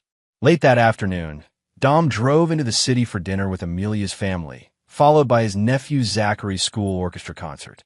These family obligations, once relegated to secondary importance behind work demands, had become anchoring points in his reconstructed life. The following week brought an unexpected development as Dom reviewed contractor bids for the community center project. Elena Santiago stopped by his office with a portfolio of design concepts. "The committee has a special request," she explained, spreading architectural renderings across his desk. "We'd like to include a dedicated art therapy space in the East Wing, similar to what's been so successful at Amelia's Foundation." Dom reviewed the designs with professional interest. "Feasible within budget if we modify these structural elements. Who's consulting on the specialized requirements?" Elena hesitated. "That's the request part. Marian Palmer recommended her firm for the interior design. Apparently, they've developed expertise in therapeutic spaces through the foundation work." Dom's expression remained neutral as he connected the implications. "Her firm meaning?" "Palmer Reeves Design," Elena confirmed. "Marianne and Vanessa. The committee was impressed with their portfolio, but given your history..." She trailed off delicately. Dom considered the situation with careful objectivity. The professional intersection was inevitable in their specialized field and smaller city. The question was whether past personal history should override present professional opportunity for the community project and for all parties involved. "Their qualifications are appropriate," he stated finally. "If they submit the most competitive bid, the committee should proceed accordingly." Elena studied him carefully. "You're sure?" "No one would question recusal given the circumstances." "The project deserves the best resources available," Dom replied simply. Personal history is irrelevant to that assessment. The decision crystallized something important in Dom's ongoing reconstruction: the ability to separate past wounds from present possibilities, to recognize that holding others in suspended judgment served no purpose once justice had been satisfied. 2 days later, Dom received the formal notification that Palmer Reeves Design had indeed secured the contract for the specialized therapy spaces within the community center. The project timeline would necessitate coordinated planning between their firm and Reeves contracting over the coming months. The following week, Dom arrived early for the initial project coordination meeting at the community board offices. He was reviewing materials when Marianne and Vanessa entered the conference room together, their professional demeanor momentarily faltering upon seeing him already seated. "Dom," Marianne recovered first, extending her hand. "Good to see you." "Likewise," he replied, shaking her hand before acknowledging Vanessa with a professional nod. "Congratulations on securing the contract." Vanessa maintained composed professionalism. "Thank you. We're excited about the project's potential." As other team members arrived, the meeting proceeded with focused efficiency, each party contributing expertise to the collaborative planning process. Dom noted the evident partnership between Marianne and Vanessa, their complementary skills creating something neither could have built alone. The observation carried no bitterness, only intellectual recognition of effective reconstruction. When the meeting concluded, Dom gathered his materials as the room gradually emptied. Vanessa approached his end of the conference table, professional portfolio clutched perhaps too tightly. "I want to assure you that our personal history won't affect the project," she began formally. "We're completely committed to professional boundaries." Dom nodded. "I never questioned that. Thank you for not objecting to our firm's selection," she continued. "It would have been understandable if you had." Dom considered his response carefully. "The project deserves the best resources. Your firm's qualifications were clearly superior for these specialized spaces." Vanessa studied him with careful assessment. "You've changed." "We all have," Dom replied evenly. "Necessity rather than choice, perhaps, but change nonetheless." A moment of understanding passed between them, recognition of separate journeys taken since their paths diverged. Not reconciliation or even friendship, but acknowledgement of individual reconstruction following shared demolition. "The lake house looks wonderful," Vanessa offered, shifting slightly to safer conversational ground. "Marion showed me photos from Amelia's gathering." "It's coming along," Dom acknowledged. Different direction than originally planned, but better suited to current needs. The double meaning hung unaddressed between them. As autumn deepened into winter, the community center project advanced according to schedule. The professional intersection of Dom and Vanessa's separate businesses managed with careful boundaries and mutual respect. Occasional coordination meetings required direct interaction, each encounter becoming progressively less laden with unspoken history. On a snow-covered December evening, Dom worked late at the community center site, reviewing installation details for specialized infrastructure before concrete pours scheduled for the following day. The building stood partially enclosed against winter elements, temporary lighting casting long shadows across emerging spaces. He was examining electrical conduit placements when he realized he wasn't alone. Vanessa stood in the doorway of what would become the art therapy suite, architectural plans illuminated by her tablet screen. "Sorry," she said when he noticed her. "I didn't realize anyone was still here. I wanted to check measurements before tomorrow's installations." "No problem," Dom replied. "I'm doing the same with the electrical pathways." They worked in separate areas for nearly an hour, the professional focus creating neutral space between personal histories. Finally, as Dom prepared to leave, Vanessa approached with a technical question about ceiling height modifications. After resolving the issue, she hesitated before saying, "I heard about the expanded community garden you're incorporating behind the center. Marion mentioned you're designing it yourself." Dom nodded. "Using companion planting principles for natural pest management and maximized yields. Similar to what you planned for our backyard," Vanessa observed quietly. "The design you worked on for 3 winters." The reference to their shared past hung in the cold air between them. Dom considered his response carefully. "Some good ideas deserve second chances in better contexts," he replied finally. Vanessa absorbed this with thoughtful consideration. "I've been seeing someone," she offered unexpectedly. "A professor at the community college. Nothing serious yet, but healthier than before." Dom recognized the disclosure for what it was, not jealousy inducement, but confirmation of separate paths forward. "That's good, Vanessa. I hope it works out for you." "And you?" she asked carefully. "Amelia mentioned you've been spending time with someone from the Historical Preservation Committee." "Elena," Dom confirmed. "Early stages. Taking it slowly." Vanessa nodded, a complex emotion crossing her face. Not jealousy, but something adjacent to closure. "She seems intelligent. Grounded." "She is," Dom agreed simply. As they prepared to leave the construction site, Vanessa paused at the doorway. "Do you think we could have fixed it if I had made different choices?" The question carried no manipulation or agenda, just honest curiosity about alternate realities now foreclosed. Dom considered this carefully. "I think by the time choices became visible, foundations had already weakened beyond repair." "Not just your choices, mine too." "Your choices?" Vanessa questioned with genuine surprise. "Prioritizing projects over partnership. Assuming stability required no maintenance," Dom acknowledged. "The betrayal was yours, but the neglect was mutual." The admission represented not absolution, but perspective, hard-earned through months of reconstruction. Not of their marriage, which remained properly dismantled, but of their separate understandings of what had transpired. "Thank you for saying that," Vanessa said quietly. "It doesn't change what happened, but it acknowledges the complexity." Dom finished for her. "Justice requires truth, not just judgment." As they walked to their separate vehicles through gently falling snow, Dom recognized the balanced ledger his careful calculations had finally achieved. Not vindictive destruction, but calibrated consequence, creating space for both accountability and reconstruction. Spring arrived with the community center nearing completion, its transformed spaces bearing little resemblance to the abandoned structure that had preceded it. Dom walked through the nearly finished art therapy suite where Vanessa and Marianne directed installation of specialized features. Wall systems that accommodated various therapeutic modalities, lighting designed for sensory-sensitive occupants, surfaces selected for both durability and comfort.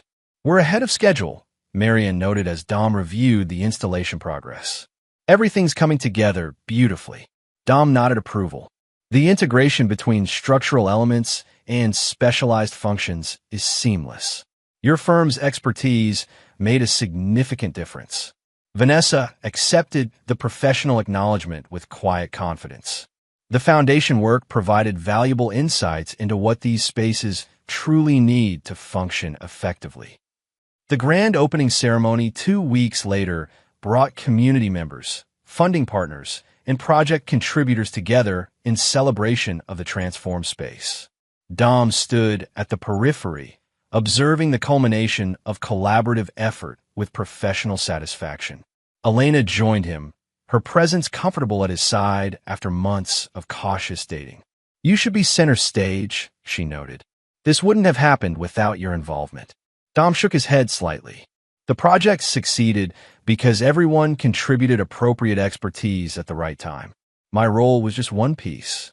As community members explored the new facilities, Dom watched Vanessa and Marianne conducting tours of the therapeutic spaces. The professional respect their firm had earned was evident in the attention their explanations received. Later, as the celebration wound down, Dom found himself alone in the main corridor when Vanessa approached. "The contractors are finishing the last details in the East Wing," she informed him professionally before adding, "It's really remarkable what you've helped create here." "What we've created," Dom corrected. "Every contributor brought necessary elements." Vanessa studied him with careful assessment. "A year ago, I wouldn't have believed we could work on the same project without conflict. A year ago, revenge seemed more important than reconstruction," Dom acknowledged. "And now?" Dom considered the question thoughtfully. "Now I understand that the most effective response to destruction isn't more destruction. It's building something better in its place." Vanessa nodded slowly. "I'm trying to do that too, in my own way." "I know," Dom replied simply. "That's why the project worked." As they stood in the corridor of the building they had helped transform through separate but coordinated efforts, Dom recognized the final equilibrium his calculated response had achieved.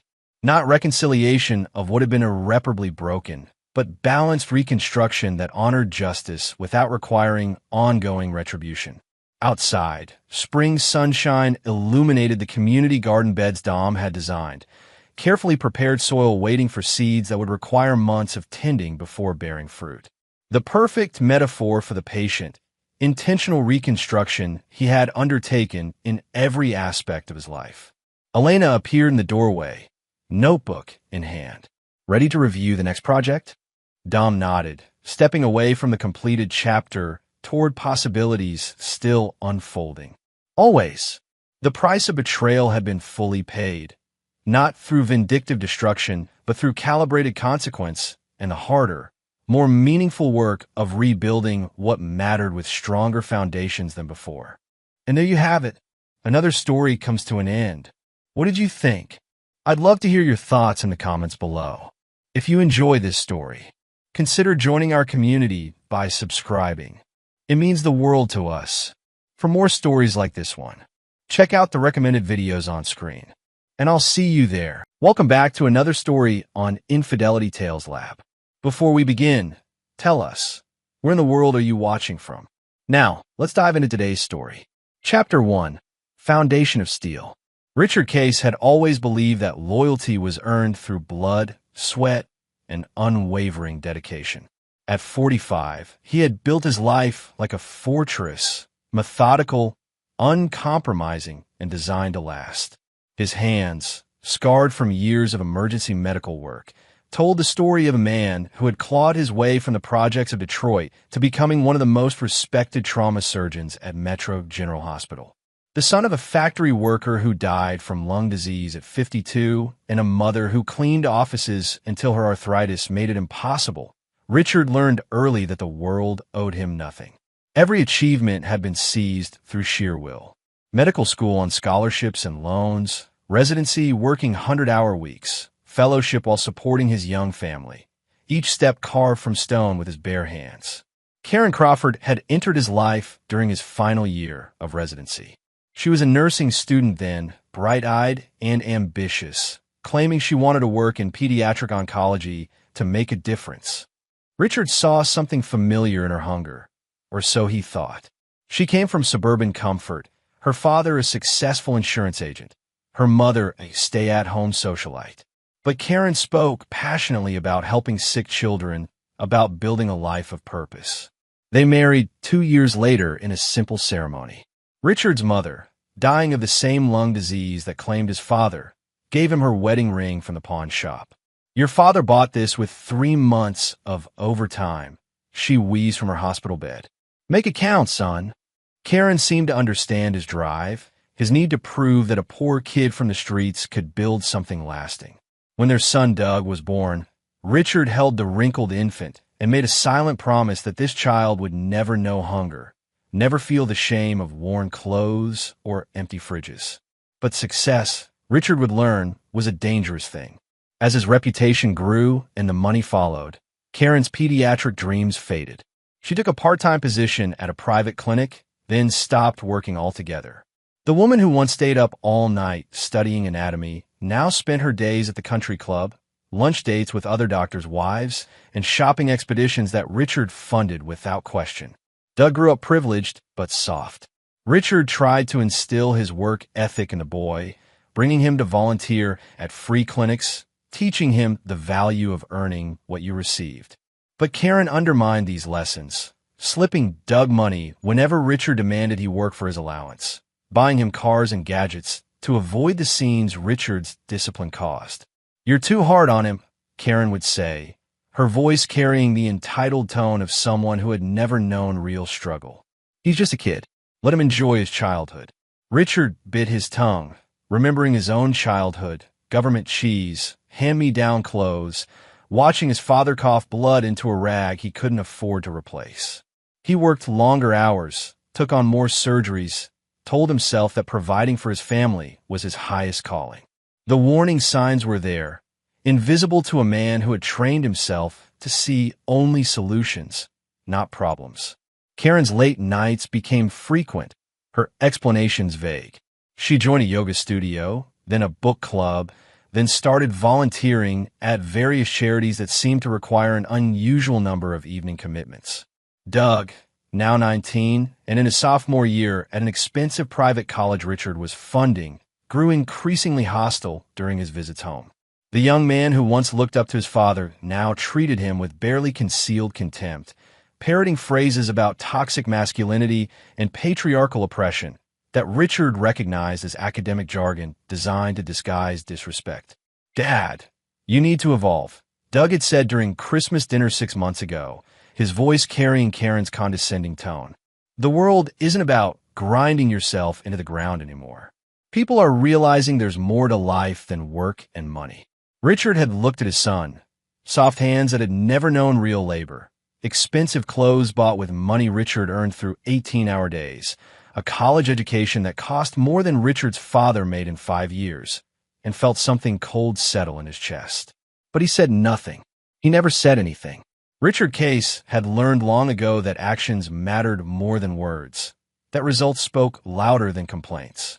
He continued his work, continued providing, continued believing that his sacrifice meant something. The night everything changed, Richard had just finished a 17-hour surgery on a 6-year-old car accident victim. The child's parents, immigrants who spoke broken English and worked 3 jobs between them, had waited in the hallway for 12 hours, holding each other and praying in whispered Spanish. When Richard emerged to tell them their daughter would live, the father had broken down crying, gripping Richard's hands and thanking him in words Richard didn't need to understand. Driving home through the empty streets at 3 a.m., Richard felt the familiar weight of exhaustion and satisfaction. Another life saved, another family kept whole. This was why he did it. Not for the money or recognition, but for moments like these when his skills made the difference between hope and despair. The house was dark when he pulled into the driveway, which wasn't unusual. Karen had always been a light sleeper, and Richard had learned to enter quietly after late surgeries. He walked to the front door, muscle memory guiding his hand to his key ring. The key didn't fit. Richard stood in the darkness, trying to process what his hands were telling him. He tried again, thinking fatigue was making him clumsy. The key slid into the lock, but wouldn't turn. He examined his key ring under the porch light, confirming he had the right key, the same key he'd used for 15 years. Before he could process this further, the front door opened. Karen stood there in a silk robe Richard didn't recognize, her hair different, her makeup perfect despite the late hour. Behind her, Richard could see into the living room he'd furnished with overtime pay and careful saving. Sitting on his couch, wearing his favorite reading chair like a throne, was Tony Bartlett. Richard knew Tony from the hospital, a pharmaceutical sales rep with silver hair and an expensive smile who had been visiting the surgical wing for the past 2 years. Tony was the kind of man who wore $1,000 suits and drove cars that cost more than most people's annual salaries, selling medications to doctors with the smooth confidence of someone who had never doubted his own worth. "Richard," Karen said, her voice steady in a way that told him this moment had been rehearsed. "We need to talk." Richard looked at his wife, then at Tony, who raised a glass of what looked like Richard's good scotch and a mocking toast. The house Richard had bought, the furniture he'd chosen, the family he'd built, all of it suddenly felt foreign, as if he were looking through a window at someone else's life. "Talk," Richard repeated, his voice calm despite the inferno building in his chest. "We want a divorce," Karen said, still standing in the doorway like a guard. "But first, you need to pay us $26,000. Richard's surgical training kept his expression neutral even as his mind raced. "Us, Tony and I have been planning a trip to Europe," Karen continued, her tone casual, as if she were discussing the weather. "We think it would be good for everyone if you helped make that happen." Tony stood up from Richard's chair, walking over to stand beside Karen with possessive confidence. "Think of it as a transition payment," he said, his sales pitch voice grating against Richard's ears, "to help everyone move forward amicably." Richard looked at these two people, his wife and a man he'd always treated with professional courtesy, and saw something he recognized from his childhood in the projects. They had the same predatory gleam in their eyes as the dealers and hustlers who preyed on weakness, who saw kindness as vulnerability to be exploited. Before Richard could respond, he heard footsteps on the stairs. Doug appeared, wearing expensive pajamas Richard had bought him, his young face twisted with an anger that Richard had never seen directed at him before. "Or you can just get out of our lives," Doug said, his voice carrying all the entitled venom of someone who had never earned anything he possessed. "Mom and Tony don't need your toxic energy around here anymore." Richard looked at his son, the boy he'd held as an infant, taught to ride a bike, watched graduate high school with pride, and saw a stranger. Worse than a stranger. He saw someone who had taken everything Richard offered and turned it into a weapon against him. The silence stretched between them, filled with 20 years of unspoken truths. Richard thought of his parents, who had loved each other through poverty and sickness until death. He thought of the immigrant father in the hospital hallway, grateful for a surgeon who cared enough to fight for his daughter's life. He thought of every 18-hour day, every sacrifice, every time he'd chosen his family's comfort over his own. "Understood," Richard said quietly. He turned and walked away from the house he'd bought, the family he'd built, the life he'd spent 20 years creating. Behind him, he heard the door close and the lock turn. His own lock, operated by people who had decided he no longer belonged in the home he'd earned. Richard got in his car and drove to the hospital. He had an office there with a couch where he sometimes rested between surgeries. As he walked through the empty corridors, past rooms where he'd saved lives and fought death, he felt something cold and hard crystallizing in his chest. He wasn't angry. Anger was hot, messy, emotional, the response of someone who still believed in justice or fairness. What Richard felt was something else entirely. It was the same cold calculation he used in surgery, the methodical precision he applied when a patient's life hung in the balance. Karen, Tony, and Doug had made a mistake. They had assumed that because Richard was decent, he was weak. They had confused his generosity with naivety, his love with stupidity. They thought they could discard him like a used surgical glove and expect him to walk away quietly. They were about to learn the difference between a man who chose restraint and a man who was incapable of retaliation.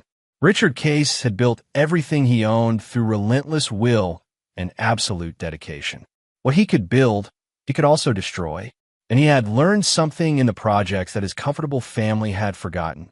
When you have nothing left to lose, you become the most dangerous person in the room. Chapter 2. The Key That Wouldn't Turn. Richard spent the next 18 hours at the hospital, moving through his surgical schedule with mechanical precision. His colleagues noticed nothing unusual. Richard had always been focused, professional, unflappable.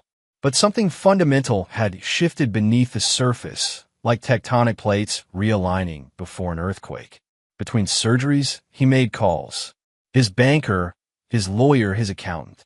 Conversations conducted in the same calm voice he used to deliver difficult diagnoses to families.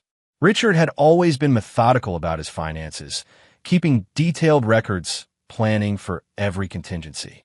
Now that preparation would serve a different purpose. Dr. Elena Rodriguez, his surgical partner and the closest thing he had to a friend, found him in his office at 6 p.m., still wearing scrubs from his last operation. "Rough night?" she asked, noting the fresh clothes on his couch and the fact that he hadn't gone home. "Something like that," Richard replied, not looking up from the legal documents he was reviewing. Elena was one of the few people who understood Richard's background. She had grown up in similar circumstances, daughter of migrant workers who had fought for every opportunity. Unlike Richard, she had never married, never trusted anyone enough to share the wealth she'd built. "Karen?" Elena asked, her tone careful. Richard looked up, meeting her eyes. Elena saw something there that made her take a step back. Not fear, but recognition. She was looking at the same cold determination that had driven them both out of poverty, but pointed in a direction she'd never seen before. "What do you need?" she asked simply. "Coverage for the next few weeks," Richard said. "I'm going to be handling some personal matters." Elena nodded without asking for details. "In surgery, you learn to trust your partner's judgment completely. Consider it done." Richard went home that evening. Not to the house where he'd been locked out, but to a downtown apartment he maintained near the hospital for late-night emergencies. It was sparse, functional, containing only what he needed for work.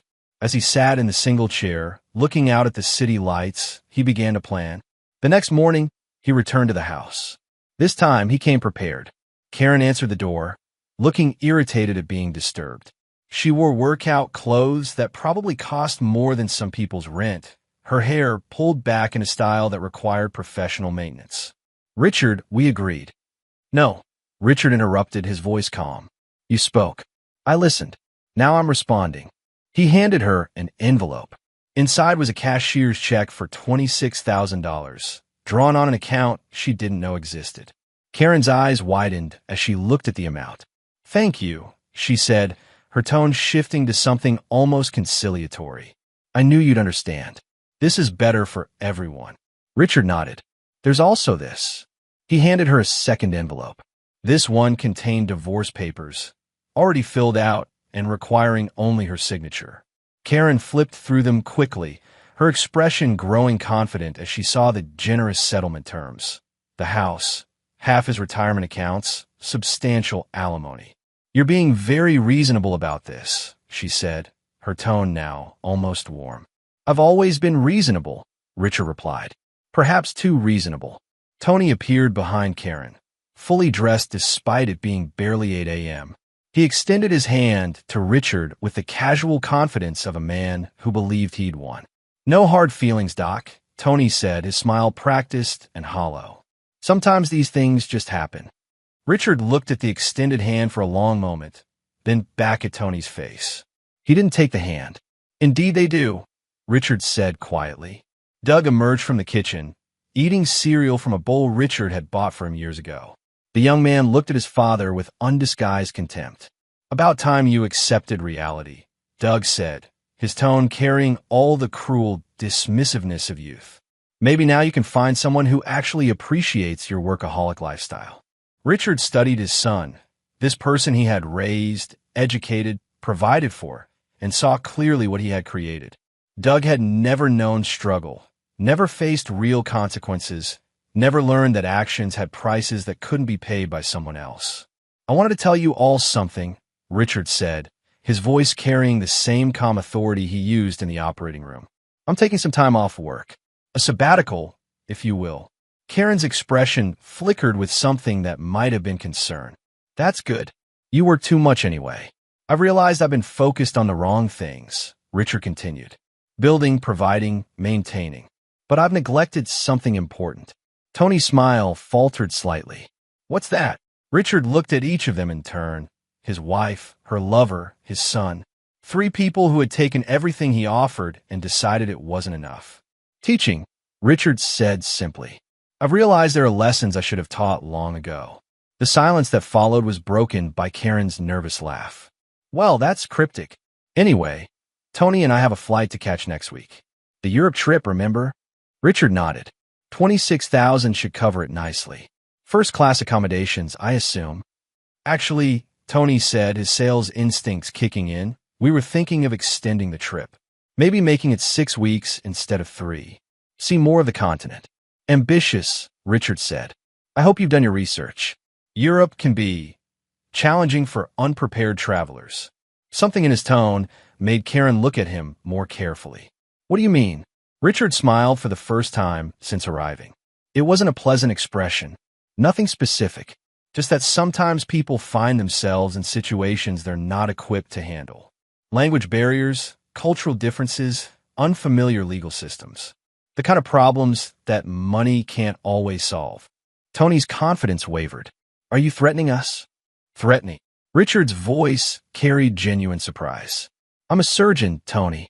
I save lives for a living. I'm simply observing that travel can be unpredictable." Richard turned to leave, then paused at the door. "Oh, and Doug, I made some changes to your college funding arrangements. Nothing drastic, just shifting to a performance-based system. Your grades will determine your allowance going forward." Doug's face darkened. "You can't do that." "Mom, your mother is welcome to fund your education herself," Richard said mildly. "I'm sure her new lifestyle will accommodate that expense." Karen's face went pale as the financial implications hit her. "Richard, you can't just—" "I can do whatever I choose with money I earn," Richard replied. "Just as you can do whatever you choose with the choices you make." He left them standing in the doorway of the house he'd bought, holding the money he'd given them, beginning to realize that Richard Case wasn't going to disappear quietly into whatever corner they'd imagined for him. Richard drove back to his apartment and began phase 2 of his plan. He opened his laptop and started making calls to contacts he'd cultivated over 20 years of medical practice. Lawyers, private investigators, forensic accountants, professionals who understood that sometimes justice required tools the law couldn't provide. By evening, he had a team assembled. People who worked in the shadows of legitimate business, who understood that wealthy men sometimes needed problems solved discreetly. Richard had never needed their services before, but he'd always been careful to maintain relationships with people whose skills might prove valuable. The next morning brought the first response to his planning.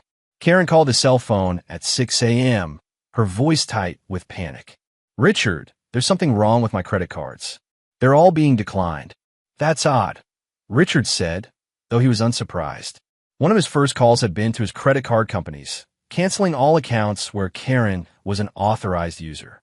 Perfectly legal, completely within his rights as the primary account holder.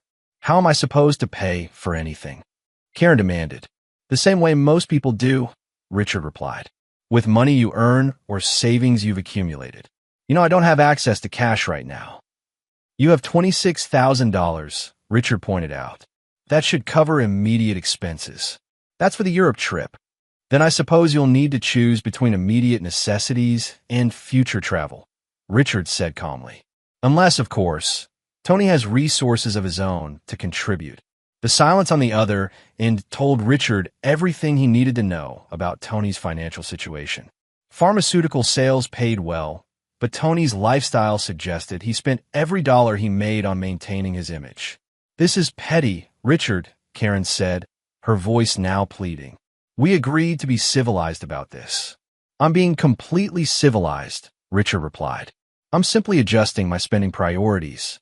Surely you understand that my resources should support my priorities, not yours. Karen hung up without another word. That afternoon, Doug called with similar complaints. His credit cards, his car insurance, his cell phone plan, all canceled. All things Richard had been paying for that were registered in Doug's name.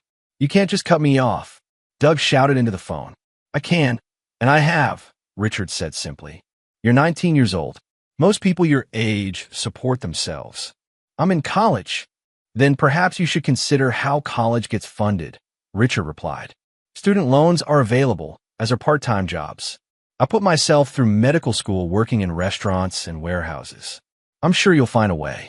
Mom said you're being psycho about this divorce. Richard paused, considering his response. I'm not being psycho, Doug. I'm being precise. There's a difference, though I understand it might be difficult for you to recognize. That evening, Richard received a visit from Tony. The pharmaceutical rep arrived at Richard's apartment building, somehow having obtained the address, and convinced the doorman to let him up. When Richard answered his door, Tony looked haggard, his usual polish replaced by desperate anxiety.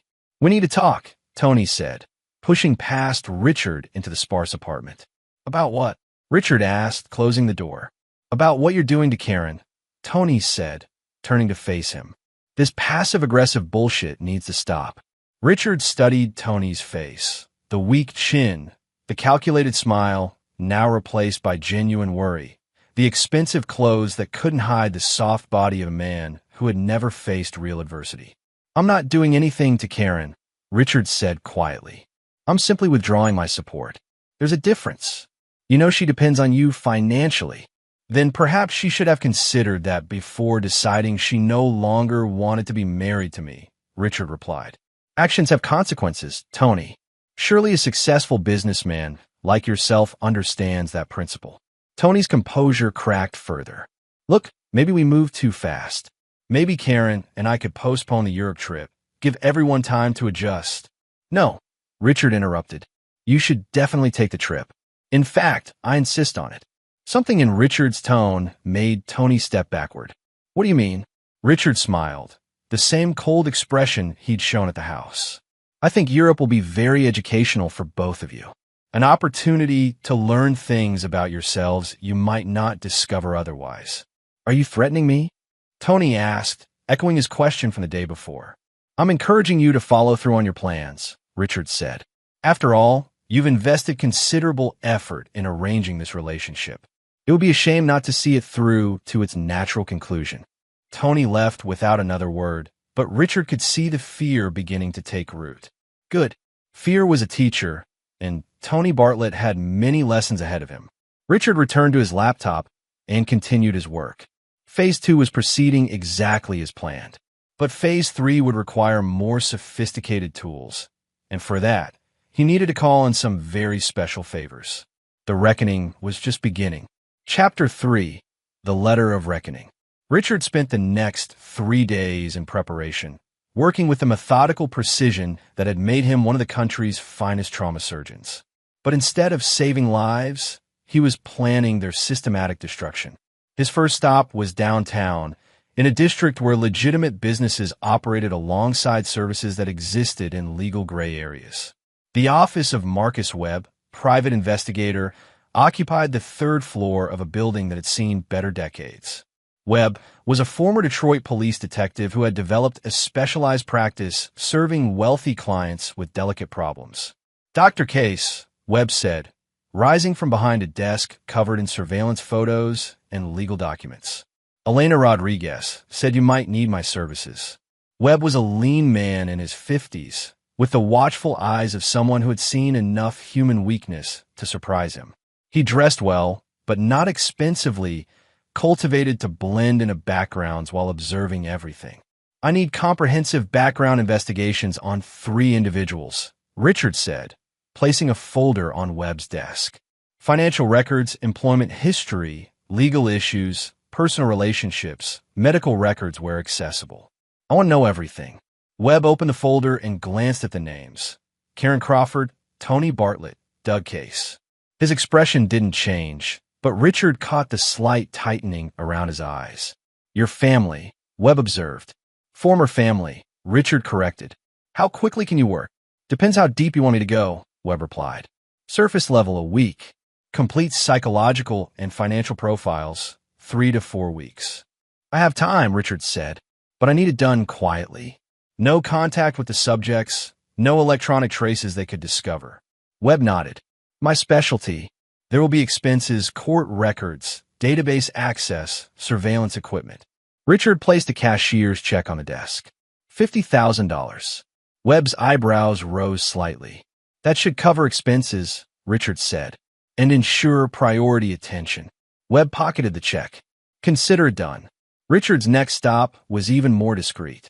The law offices of Morrison & Associates occupied an entire floor of a downtown high-rise, their client list reading like a who's who of Detroit's most powerful families.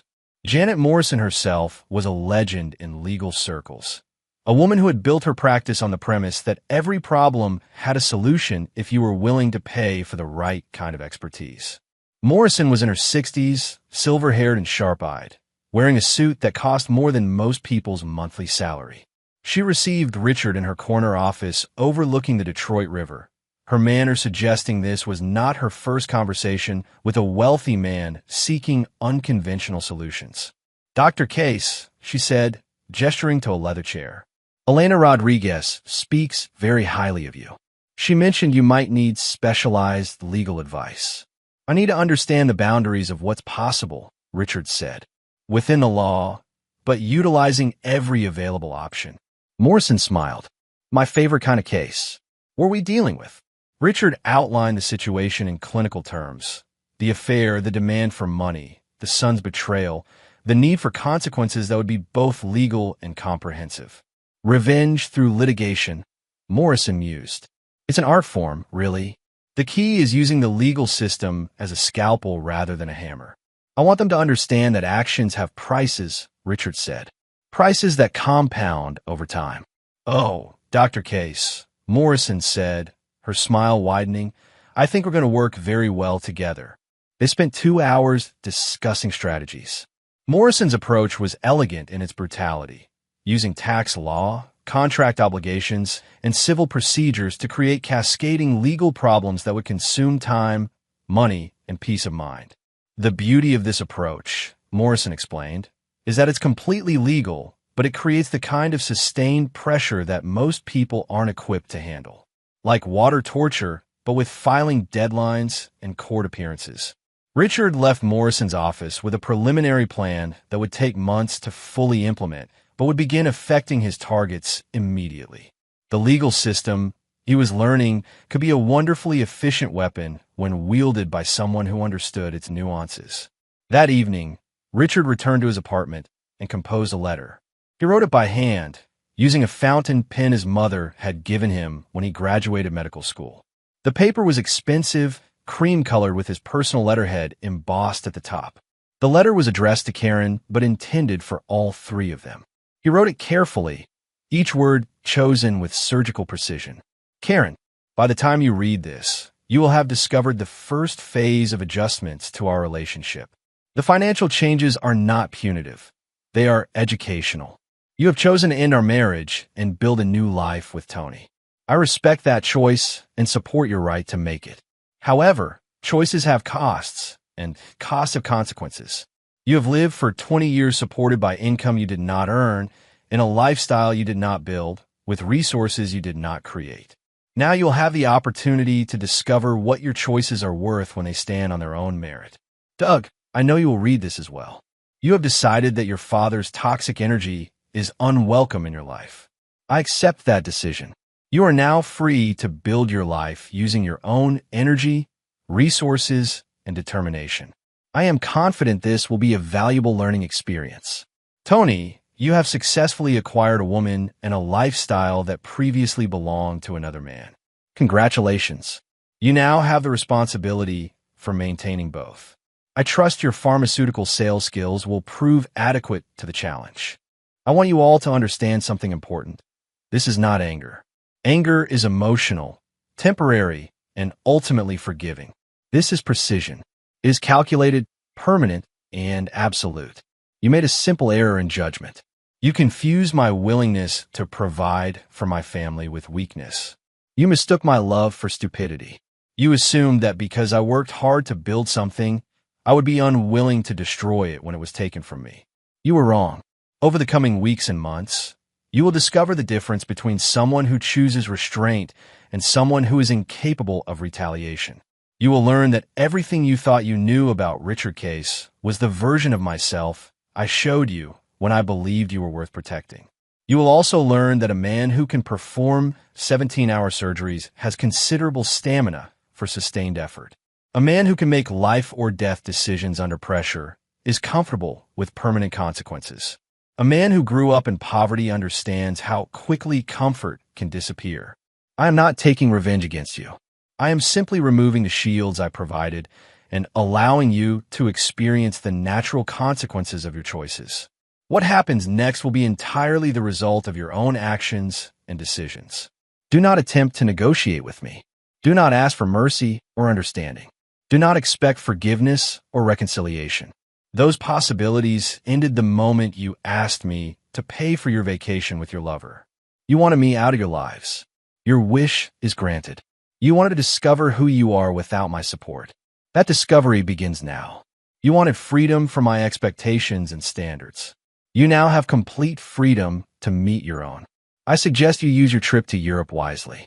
It may be the last luxury vacation you experience for quite some time. Respectfully, Richard Case.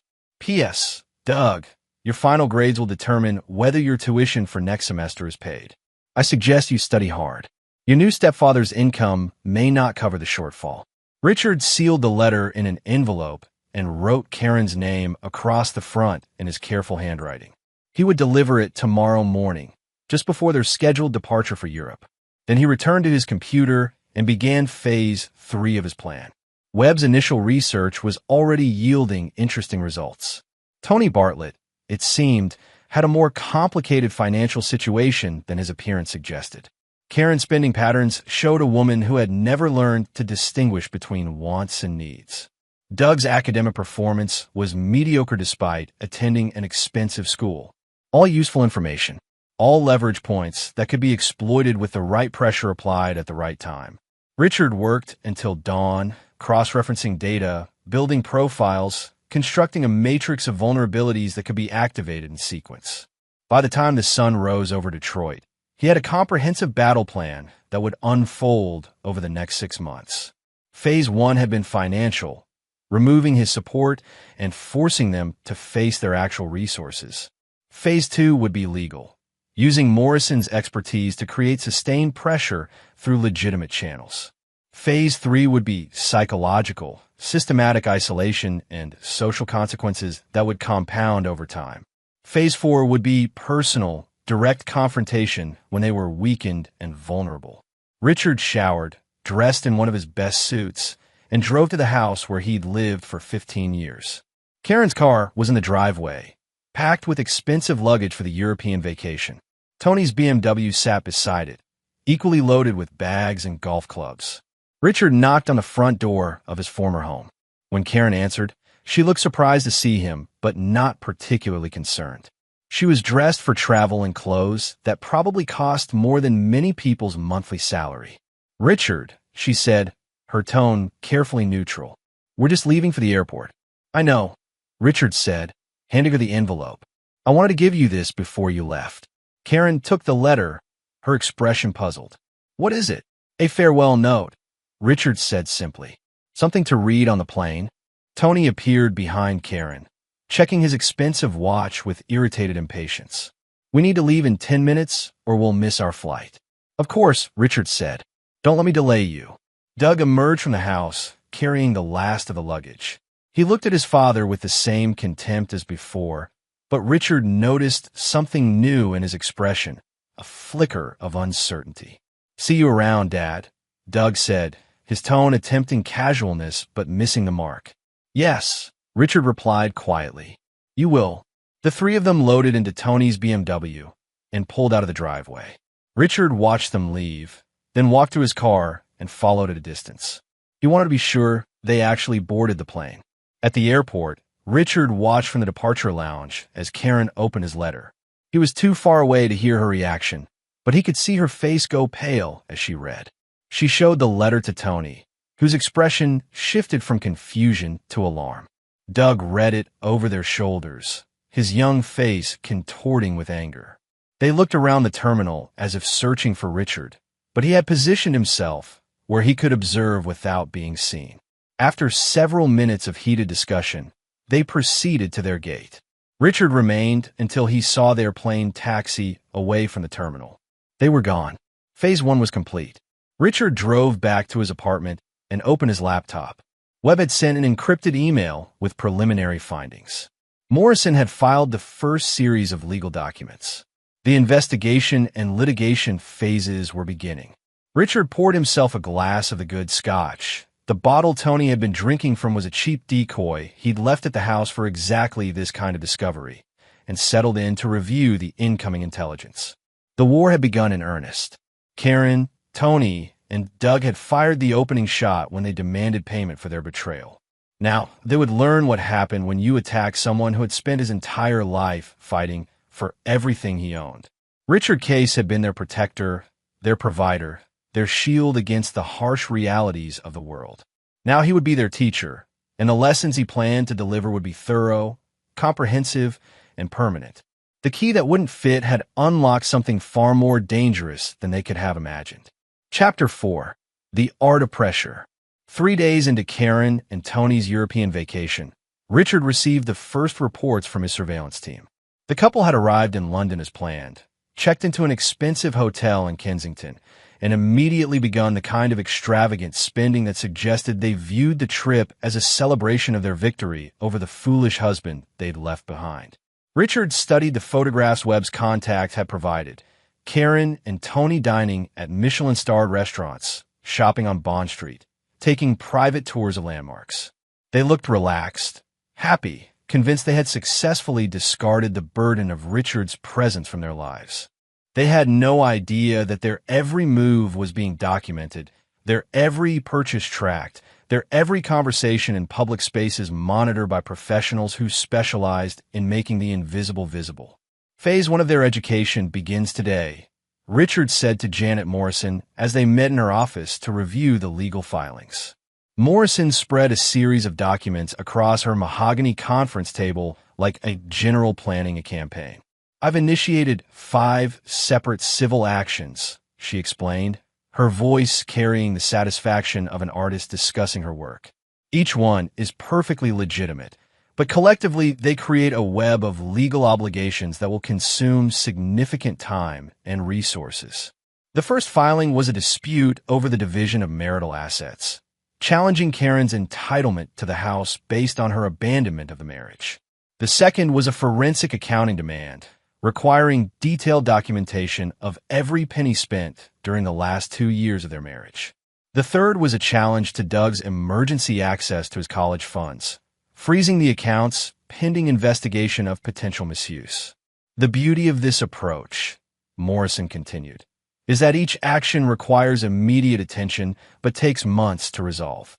They'll need legal representation, document production, court appearances, all while trying to enjoy their new freedom. Richard examined the paperwork with the same attention he gave to surgical plans. Timeline for first responses? They'll start receiving service while they're still in Europe, Morrison said with evident pleasure. Imagine trying to enjoy the Louvre while knowing you need to respond to 5 separate lawsuits within 30 days. Richard's phone buzzed with a message from Webb. The first phase of financial pressure was already showing results. Tony's credit cards were being declined at increasingly frequent intervals, forcing him to rely on cash advances that carried punitive interest rates.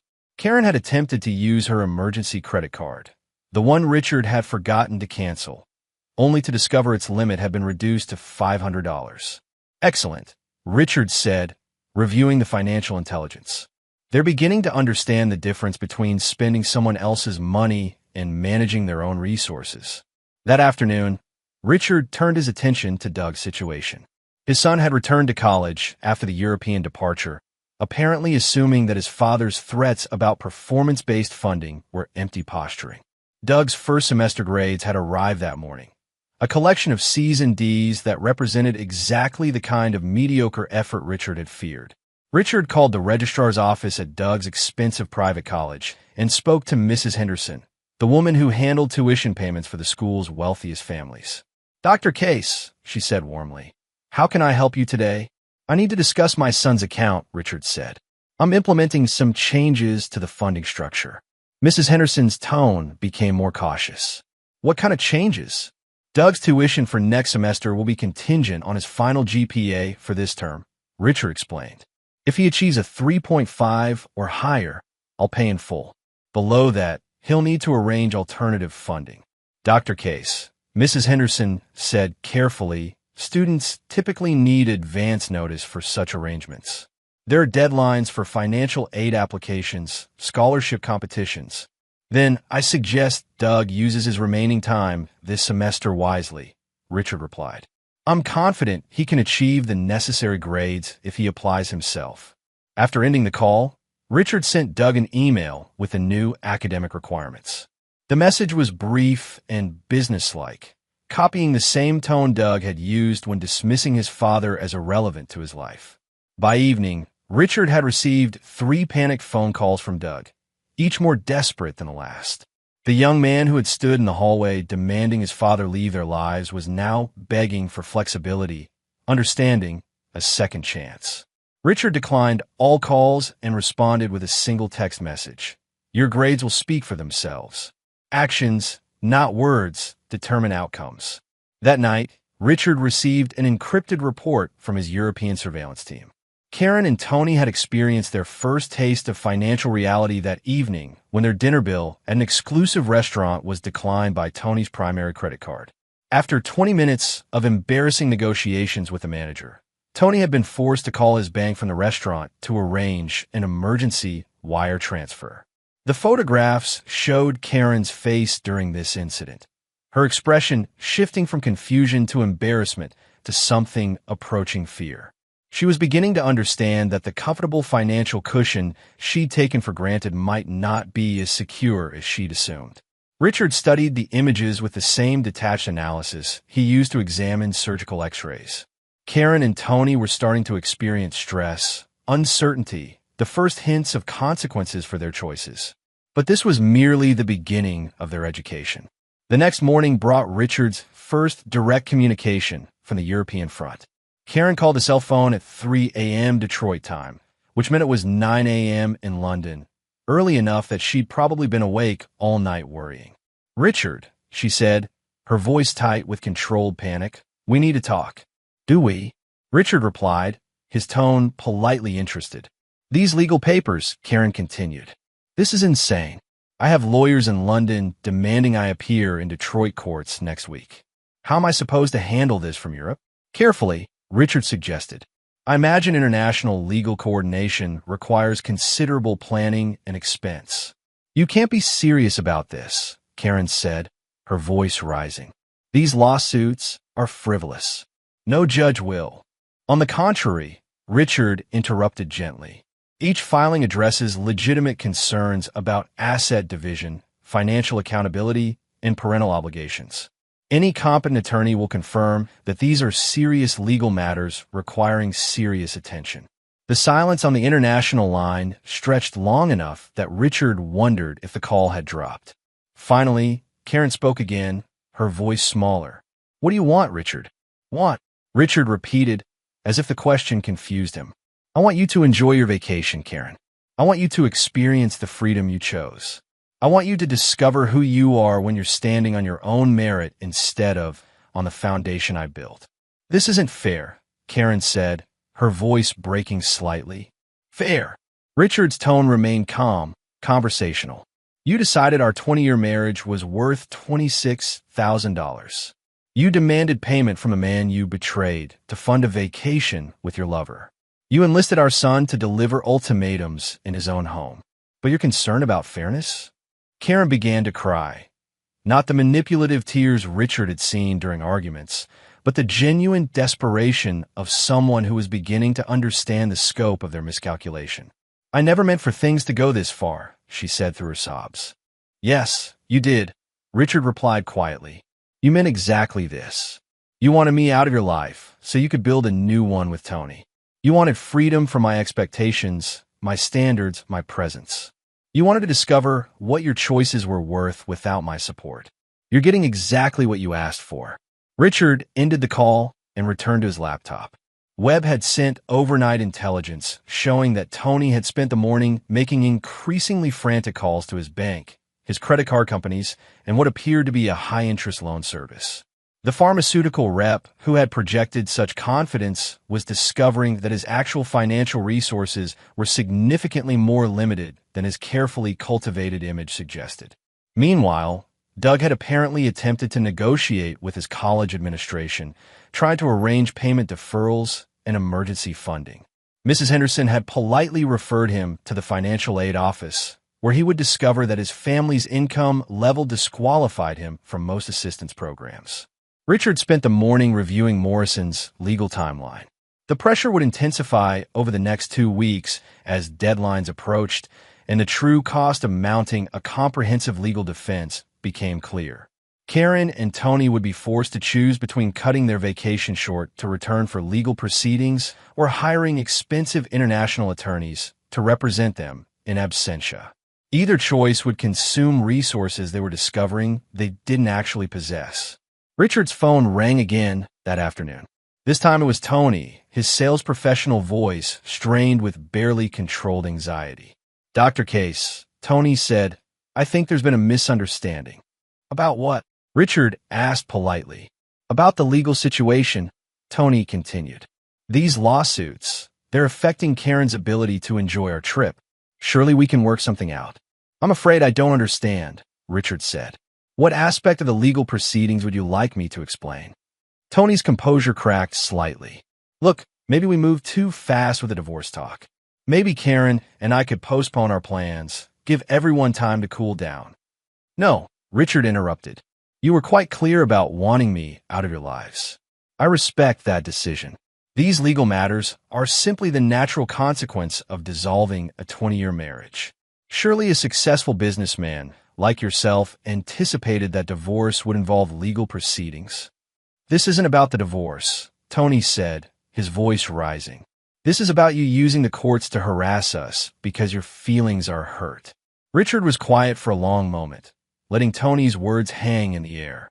Mr. Bartlett, Richard said finally, his voice carrying the cold precision of a scalpel, my feelings are irrelevant. These are business matters, asset division, financial accountability, parental obligations.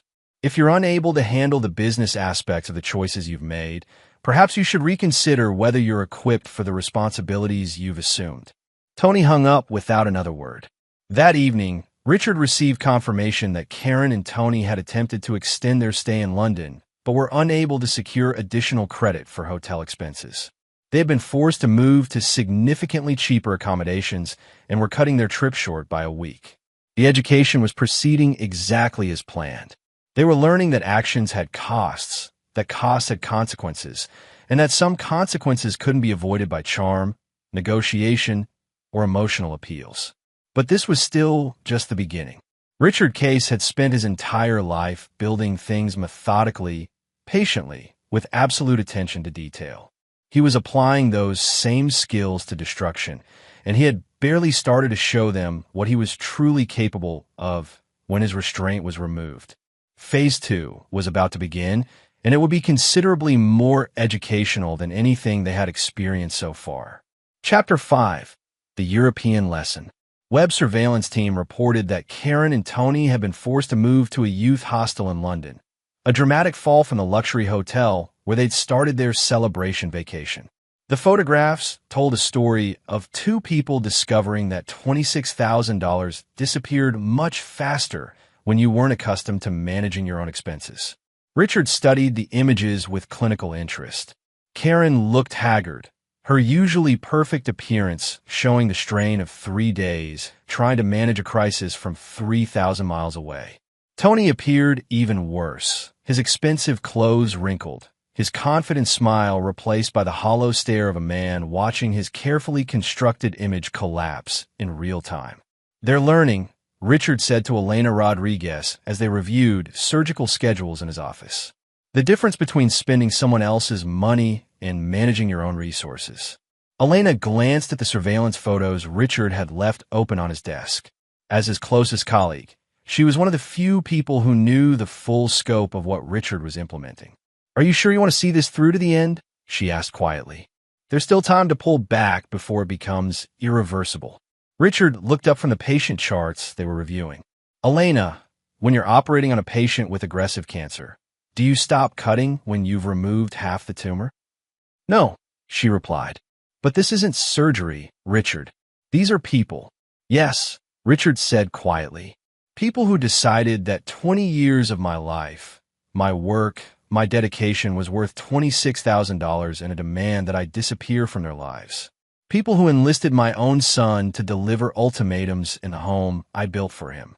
Elena studied his face and saw something she recognized from their most difficult surgeries. Complete, unwavering focus on the outcome that had to be achieved, regardless of how painful the process might be.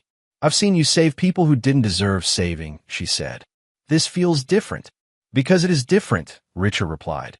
"I'm not trying to save them. I'm teaching them that choices have consequences.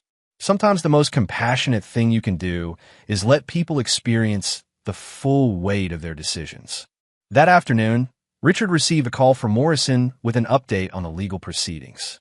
Karen had attempted to hire a London-based attorney to handle her Detroit court appearances, but the cost estimate had been so high that she'd been forced to consider returning to the United States immediately. "She's trapped," Morrison explained with evident satisfaction. "If she stays in Europe, she defaults on multiple legal proceedings. If she returns early, she loses the vacation she was so determined to take and still has to face the legal costs." "What about Tony?" Richard asked. "Even more interesting," Morrison replied. "Our forensic accountant discovered that Mr. Bartlett has been living significantly beyond his means for years. He's carrying substantial debt that he's been managing through credit manipulation and cash advances. The financial pressure from this trip appears to be pushing him toward insolvency." Richard smiled. "Perfect.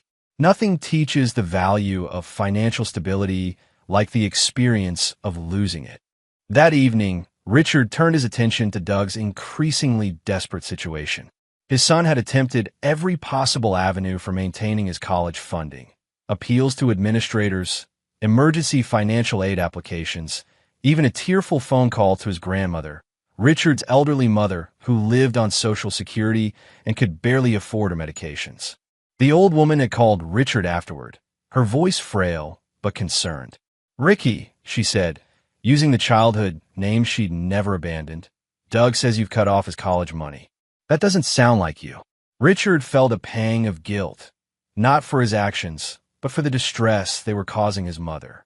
She was the one person in his family who had never asked for anything beyond his presence and occasional help with medical appointments. "Mom," he said gently, "Doug and his mother decided they didn't want me in their lives anymore. They demanded I pay the money and then disappear. I'm simply respecting their wishes." His mother was quiet for a long moment. "That boy called me crying, asking for money for school. I told him I don't have money for anything except groceries and pills." "You were right to tell him that," Richard said. "Doug needs to learn the difference between wanting something and earning it. You know," his mother said slowly, "your father would have done the same thing. He never tolerated disrespect, especially from family. But Ricky, make sure you know when to stop. Sometimes people learn their lessons, and sometimes they just get broken." Richard considered his mother's words after ending the call. She was the only person whose opinion still mattered to him, the only one who had earned the right to question his choices. But she hadn't been locked out of her own home by people she'd loved and sacrificed for. She hadn't been told her presence was toxic by the son she'd raised. The next morning brought news from Europe that accelerated Richard's timeline considerably. Webb's team reported that Karen and Tony had been forced to cut their trip short by another week due to financial constraints. But more importantly, they had been observed having increasingly heated arguments in public spaces. The surveillance audio revealed the source of their conflict. Tony was blaming Karen for the legal and financial pressure, claiming that she had misrepresented her husband's likely response to their relationship. Karen was countering that Tony had assured her he had the resources to support their new lifestyle. "They're turning on each other," Webb reported during their evening briefing. Classic stress response. When external pressure becomes too intense, people tend to redirect blame toward their closest allies. Richard found this development particularly satisfying. Karen and Tony's relationship had been built on the fantasy that they could discard the inconvenient husband and seamlessly transition to a better life. Now, they were discovering that relationships forged in betrayal often came with inherent structural weaknesses. "How long before they return?" Richard asked. "Based on their current spending rate and the legal deadlines Morrison has created, I estimate 3 to 4 days, Webb replied. "They simply don't have the resources to stay longer." Richard nodded. "Perfect. I want comprehensive surveillance when they return. Every meeting, every conversation, every location. I need to understand their mindset when they realize the legal pressure was just the beginning." That weekend, Richard implemented phase 3 of his plan. He began systematically contacting members of their social circle, the country club crowd that Karen had cultivated during her transformation from nursing student to doctor's wife. The conversations were masterpieces of calculated revelation.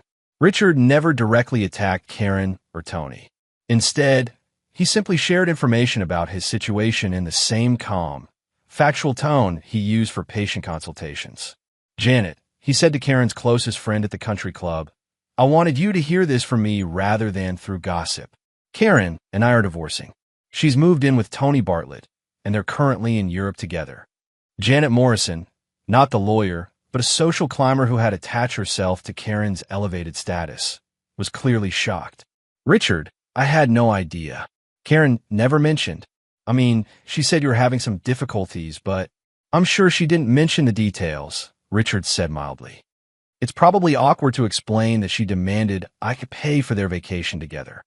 The silence on the phone was profound. Richard had just delivered the kind of social suicide bomb that would detonate throughout their entire social circle within hours. He made similar calls to other key figures in their community. The golf pro who had given Tony Club privileges, the charity organizers where Karen had served on boards, the private school administrators where Doug had been groomed for elite college placement. Each conversation was carefully crafted to sound like a man trying to handle his personal crisis with dignity while inadvertently revealing details that would destroy his former family's social standing. By Sunday evening, Richard estimated that everyone in their elevated social circle knew the essential facts. Karen Case had left her successful surgeon husband for a pharmaceutical salesman, demanded payment for their European vacation, and enlisted her son in delivering ultimatums. Monday morning brought the first direct consequences of this social destruction. Karen's phone had been ringing constantly with calls from friends and acquaintances, some offering support, but most fishing for gossip. Tony had been disinvited from a golf tournament where several prominent doctors had threatened to withdraw if he participated. But the most significant development came from Doug's college. Mrs. Henderson called Richard personally to inform him that his son had been found cheating on his final examinations, apparently a desperate attempt to achieve the grades necessary for continued funding. "I'm afraid Doug has been suspended pending a disciplinary hearing," Mrs. Henderson explained. The violation was quite serious. Multiple forged documents and evidence of coordinated cheating with other students. Richard felt a cold satisfaction settle in his chest. What's the typical consequence for such violations? Suspension for at least 1 semester, possibly expulsion, Mrs. Henderson replied. It's particularly serious because this appears to have been premeditated rather than a moment of poor judgment. Understand, Richard said. Please proceed with whatever disciplinary action the school deems appropriate. I won't be intervening on Doug's behalf. That afternoon, Richard received his first communication from Doug in days. His son's voice message was barely coherent through tears and panic. "Dad, please, I'm sorry. I made a huge mistake. They're going to kick me out. I'll do anything. Please just call me back. I can't handle this. Mom's not answering her phone. Please, Dad, I'm scared." Richard listened to the message twice, then deleted it without responding. Doug had made his choice when he stood in that hallway and demanded his father leave their lives. Now, he was learning that choices had consequences, even for privileged young men who had never faced real adversity. That evening, Webb confirmed that Karen and Tony were returning to Detroit the next day, their European vacation cut short by 2 weeks due to financial constraints and legal obligations. Their relationship had deteriorated considerably during the final days of the trip, with multiple witnesses reporting public arguments about money, responsibility, and blame. Richard spent the evening reviewing the comprehensive dossiers Webb had compiled on both of them. The intelligence was devastating. Financial records showing Tony's precarious debt situation, Karen's complete lack of practical job skills or independent income sources, and psychological profiles indicating neither was equipped to handle sustained pressure. Phase 3 had been about applying social and academic pressure while they were isolated and vulnerable. Phase 4 would involve direct confrontation when they returned, weakened and demoralized, to face the full scope of what Richard had prepared for them. Richard poured himself a glass of his good scotch and toasted the empty apartment where he now lived by choice rather than exile. Karen, Tony, and Doug had wanted him out of their lives. Tomorrow, they would begin to understand exactly what life looked like when Richard Case stopped protecting them from the consequences of their own choices. The real education was about to begin. Chapter 6, The Reckoning Returns. Karen and Tony's flight landed at Detroit Metropolitan Airport on a gray Tuesday morning, 14 days shorter than planned, and under circumstances neither had anticipated when they departed in triumph. Webb's surveillance team was waiting, positioned to document their return and the immediate aftermath of their truncated European education. The photographs told a story of two people who had left as confident victors and returned as something approaching refugees. Karen's expensive luggage looked worn from hasty packing and cheap accommodations. Tony's usual polished appearance had degraded into the hollow-eyed exhaustion of someone who had spent 2 weeks watching his carefully constructed life collapse in real time. Richard studied the surveillance images from his apartment while simultaneously reviewing the legal timeline Morrison had prepared for their return. The couple would have exactly 4 hours before the first court-mandated deadline required their attention. Barely enough time to collect themselves before the full weight of Richard's legal offensive demanded response. Perfect timing, Richard murmured, noting that their flight delay had compressed their schedule even further. His phone rang at 10:47 a.m. Karen's number appeared on the display, but Richard let it go to voicemail. The message that followed was a masterpiece of exhausted desperation.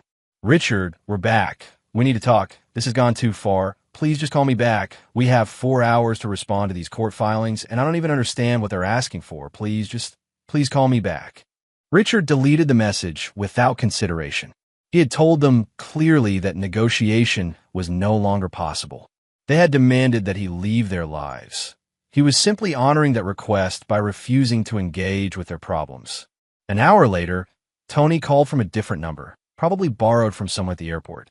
His voice message carried the desperate intensity of a salesman trying to close a deal while the client walked away. Dr. Case, this is Tony Bartlett. Look, I think we can work this out. Karen and I have been talking, and we realize maybe we moved too fast on some things. Maybe we can find a middle ground here. I know you're angry, and you have every right to be, but this legal warfare isn't helping anyone. Call me back. Let's be reasonable adults about this. Richard smiled at Tony's use of the phrase reasonable adults. They had wanted to discover what life looked like without his support and protection. Experiencing the consequences of their choices was exactly the kind of adult responsibility they had claimed to want.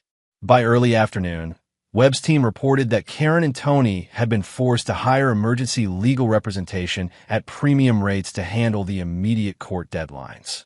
The attorney they'd found specialized in crisis management for wealthy clients and charged accordingly. $500 per hour with a $10,000 retainer required up front. The photographs showed them sitting in the lawyer's office, heads in their hands, as the scope of their legal obligations was explained. They were learning that divorce from a wealthy, methodical man with unlimited legal resources was considerably more complex than they had imagined. Meanwhile, Doug had been calling Richard's office at the hospital every hour, becoming increasingly hysterical as the reality of his suspension and potential expulsion became clear. Elena Rodriguez had fielded the calls with professional courtesy, but her messages to Richard were becoming more concerned. "Richard," she said during their afternoon meeting, "your son called 6 times today? He sounds like he's having some kind of breakdown." "Probably," Richard agreed, reviewing patient charts without looking up.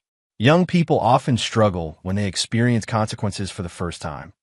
"Maybe you should consider." "Elena," Richard interrupted gently, "you asked me earlier whether I was sure about seeing this through. The answer remains yes. Doug made his choice when he told me to get out of his life. I'm respecting that choice." Elena studied his face and saw the same unwavering focus that made him one of the finest surgeons in the country. When Richard Case decided on a course of action, he followed it through to completion regardless of how difficult the process became. That evening, Richard received intelligence that both accelerated his timeline and confirmed his psychological analysis of his targets. Web surveillance had captured Karen and Tony in a screaming match outside their emergency attorney's office, with Karen blaming Tony for underestimating Richard's likely response and Tony accusing Karen of misrepresenting her husband's character and resources.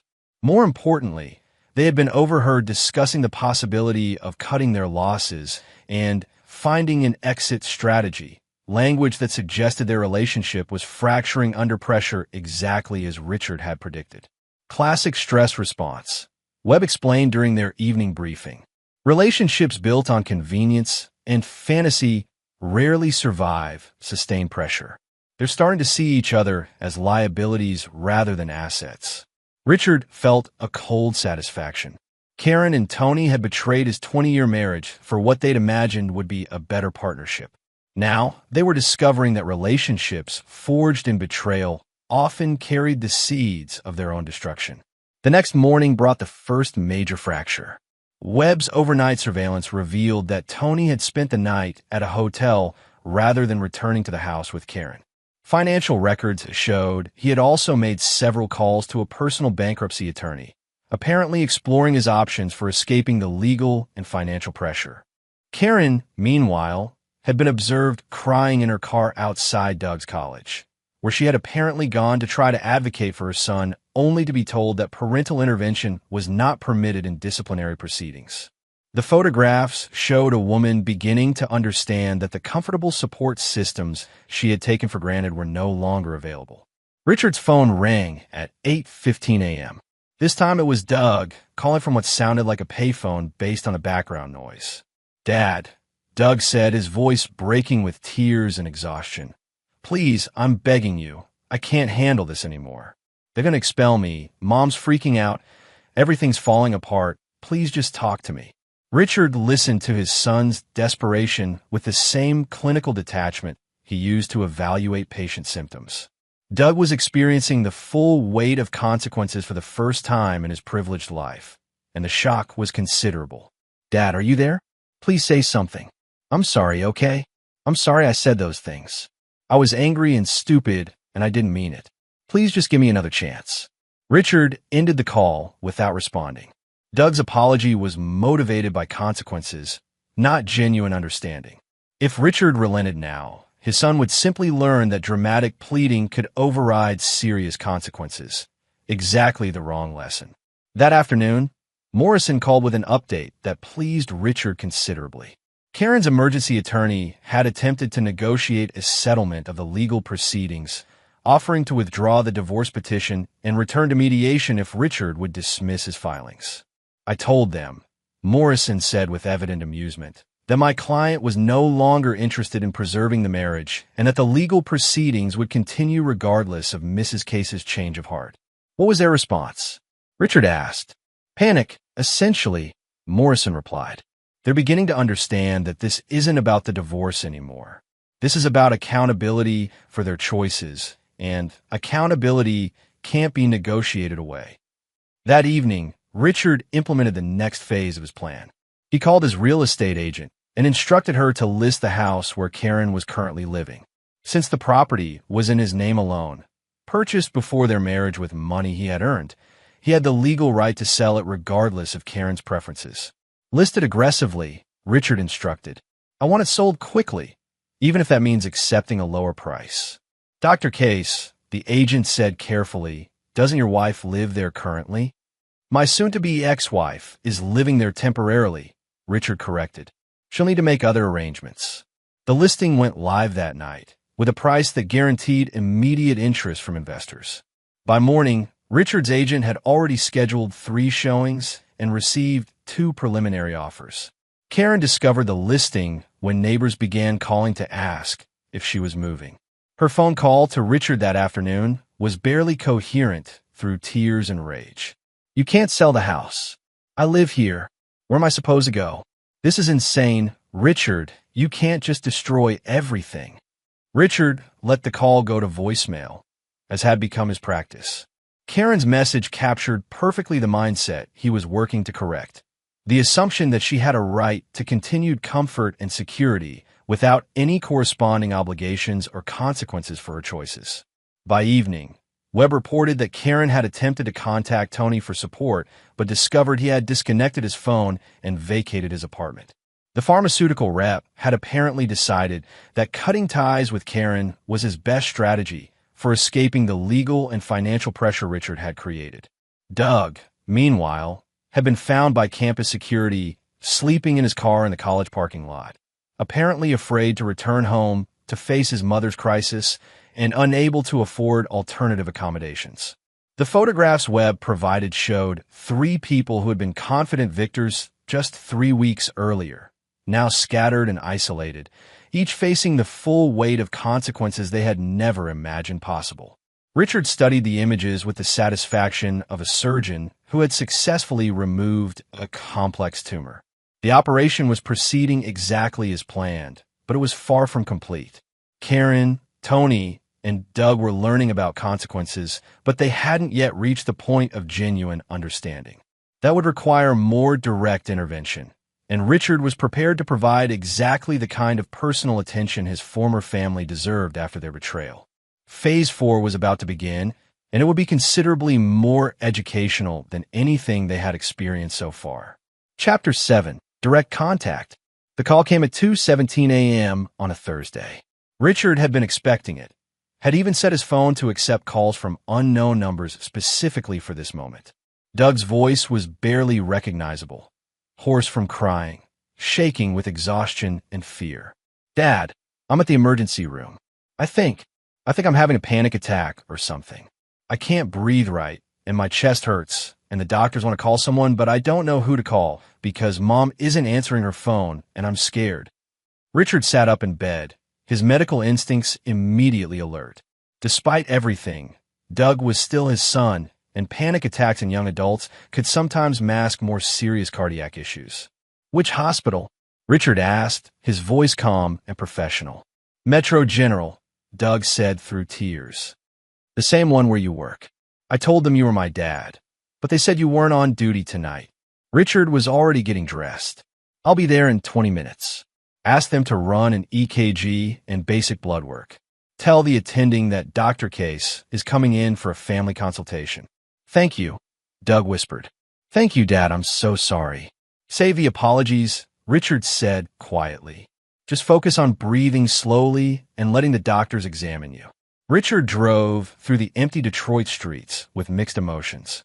His paternal instincts were genuinely concerned about Doug's medical condition, but he also recognized this as a potential manipulation, a crisis designed to force him into resuming his protective role. When he arrived at the emergency department, he found Doug sitting on an examination table in one of the curtained areas, looking smaller and younger than Richard had seen him in years. The young man's face was pale, his eyes red from crying, his expensive clothes wrinkled and dirty. Dr. Case, said Dr. Patricia Williams, the attending physician, your son is medically stable.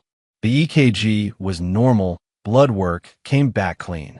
This appears to be a panic attack triggered by severe stress. Richard nodded, reviewing Doug's chart with professional detachment. Has he indicated what's causing the stress? Dr. Williams glanced at Doug, who was staring at his hands. Academic problems, family issues, financial concerns. Fairly typical for college students, but more severe than usual. Richard approached his son's bedside and spoke in the same calm tone he used with all his patients. "Doug, look at me." Doug raised his eyes, and Richard saw genuine fear there. Not the entitled anger from before, but the terror of someone who had discovered that the world could be much harsher than he'd ever imagined. "Are you having any chest pain right now?" Richard asked. "No," Doug whispered. "Just everything feels like it's falling apart." "That's not a medical condition," Richard said quietly. "That's a life condition. And life conditions require life solutions, not medical ones." Richard turned to Dr. Williams. "He's stable for discharge. The panic attacks will continue until he addresses the underlying stressors." "Dad," Doug said desperately as Richard moved toward the curtain. "Can we talk? Please? Just for 5 minutes." Richard studied his son's face and saw something he'd never seen before: genuine humility. The entitled young man who had demanded his father leave their lives was gone, replaced by someone who was beginning to understand what life looked like without protection. 5 minutes, Richard said, closing the curtain to give them privacy. Doug took a shaking breath. "I know you hate me now. I know I said terrible things. But I'm scared, Dad. I don't know how to handle any of this. They're going to kick me out of school. Mom's losing her mind. Tony disappeared, and I don't have any money or anywhere to live, and I don't know what to do." Richard sat in the plastic chair beside the examination table. "What do you think you should do?" "I don't know," Doug said, his voice cracking. "I've never had to figure this stuff out before. You always just handled everything." "Yes," Richard said quietly. "I did. For 19 years. I made sure you never had to face consequences, never had to solve real problems, never had to earn what you received. Do you understand why that was a mistake?" Doug nodded, tears streaming down his face. "Because it made me weak. Because it made you unprepared," Richard corrected. "You're not weak, Doug. You're just inexperienced. But experience can only be gained through practice, and practice requires facing real challenges with real consequences." "Does that mean you're not going to help me?" Doug asked, his voice small. Richard considered his answer carefully. This was the moment that would determine whether Doug learned genuine lessons or simply discovered new ways to manipulate his father's protective instincts. "I'm going to help you," Richard said finally, "but not in the way I used to. I'm not going to solve your problems for you. I'm not going to shield you from consequences. I'm not going to provide money or influence to make your mistakes disappear." Doug's face fell. "Then how are you going to help?" "By teaching you what I should have taught you years ago," Richard said. "How to work, how to earn, how to take responsibility for your own choices and their consequences." Richard pulled out his phone and made a call. "Marcus? It's Richard Case. I have a job for you." "No, not surveillance. I need someone to teach a young man how to work for a living." "Yes, my son. Construction, restaurant work, anything that requires showing up on time and earning your pay. Tomorrow morning." He ended the call and looked at Doug. "You'll start work tomorrow at 6 a.m. Construction cleanup for minimum wage. You'll work 8 hours a day, 5 days a week. Your wages will go toward paying for a room in a boarding house and basic food." "Dad," Doug said desperately, "what about school?" "What about it?" Richard replied. "You cheated on your final exams. You've been suspended pending a disciplinary hearing. School is not your immediate problem. Learning how to support yourself is. But if I don't go to college, then you'll learn a trade," Richard said simply. "Millions of people make decent livings without college degrees. They work with their hands, they solve real problems, they earn what they receive." Doug stared at his father in shock. "You want me to become a construction worker?" "I want you to become a man," Richard replied. "Construction work is just the beginning. If you prove you can show up on time, work hard, and take responsibility for your performance, we'll discuss the next step." "What's the next step?" Richard stood up, preparing to leave. "That depends entirely on you. Show me you can handle basic employment, and we'll talk about your future options. Fail to meet even minimum standards, and you'll discover what life is like for people who can't support themselves." Doug grabbed his father's arm as he moved toward the curtain. "Dad, what about Mom? She's falling apart. The house is being sold. Tony's gone. She doesn't have anywhere to go or any way to pay for anything." Richard looked down at his son's hand on his arm, then back at Doug's face. "What about her? Aren't you going to help her?" "Help her do what?" Richard asked quietly. Karen made her choice when she decided our marriage was worth $26,000. She chose to end our relationship and build a new life with Tony. I'm respecting that choice by allowing her to experience the full consequences of what she wanted. But she's your wife. No, Richard corrected. She was my wife. Now she's a woman who betrayed 20 years of marriage for a vacation with another man. There's a difference. Doug's grip tightened on Richard's arm. You're just going to let her destroy herself? Richard gently removed his son's hand from his arm. I'm not letting Karen do anything. I'm simply no longer preventing her from experiencing the natural consequences of her choices.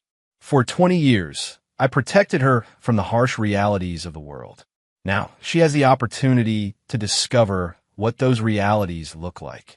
That's cruel, Doug whispered.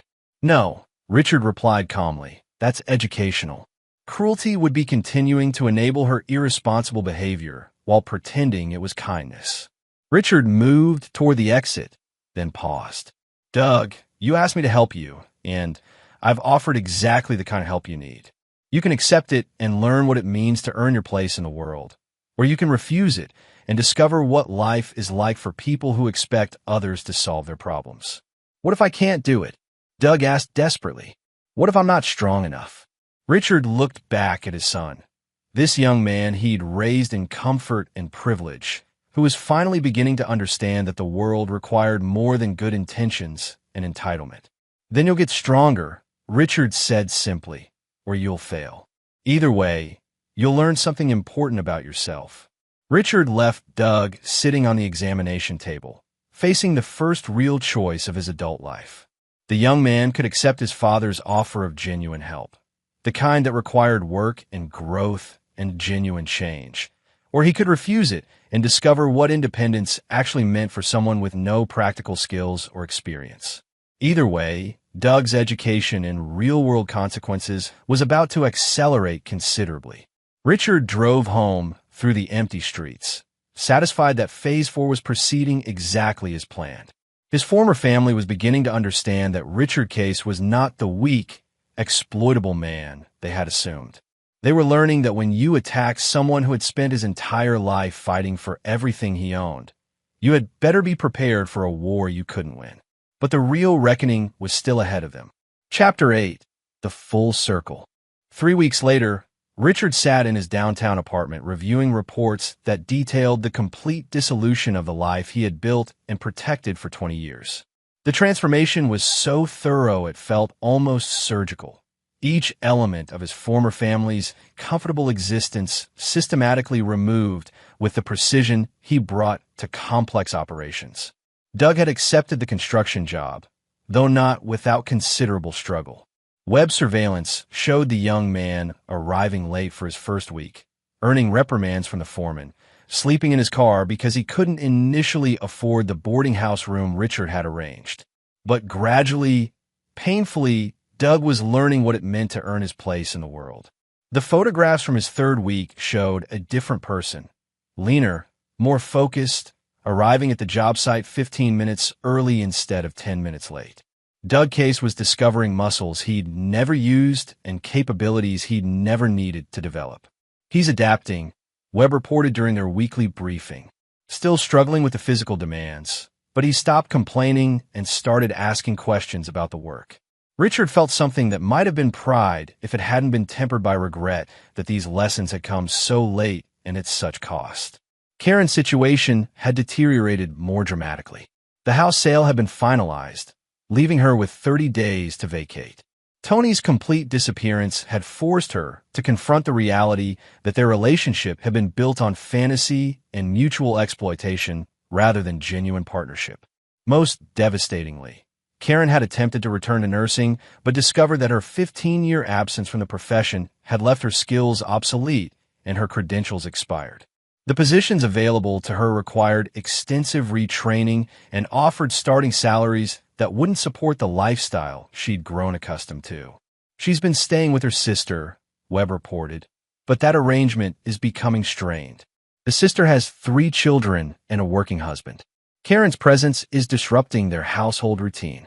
Richard studied the surveillance photos showing Karen leaving her sister's modest suburban home, carrying belongings in garbage bags because she'd lost most of her expensive luggage somewhere during the European crisis.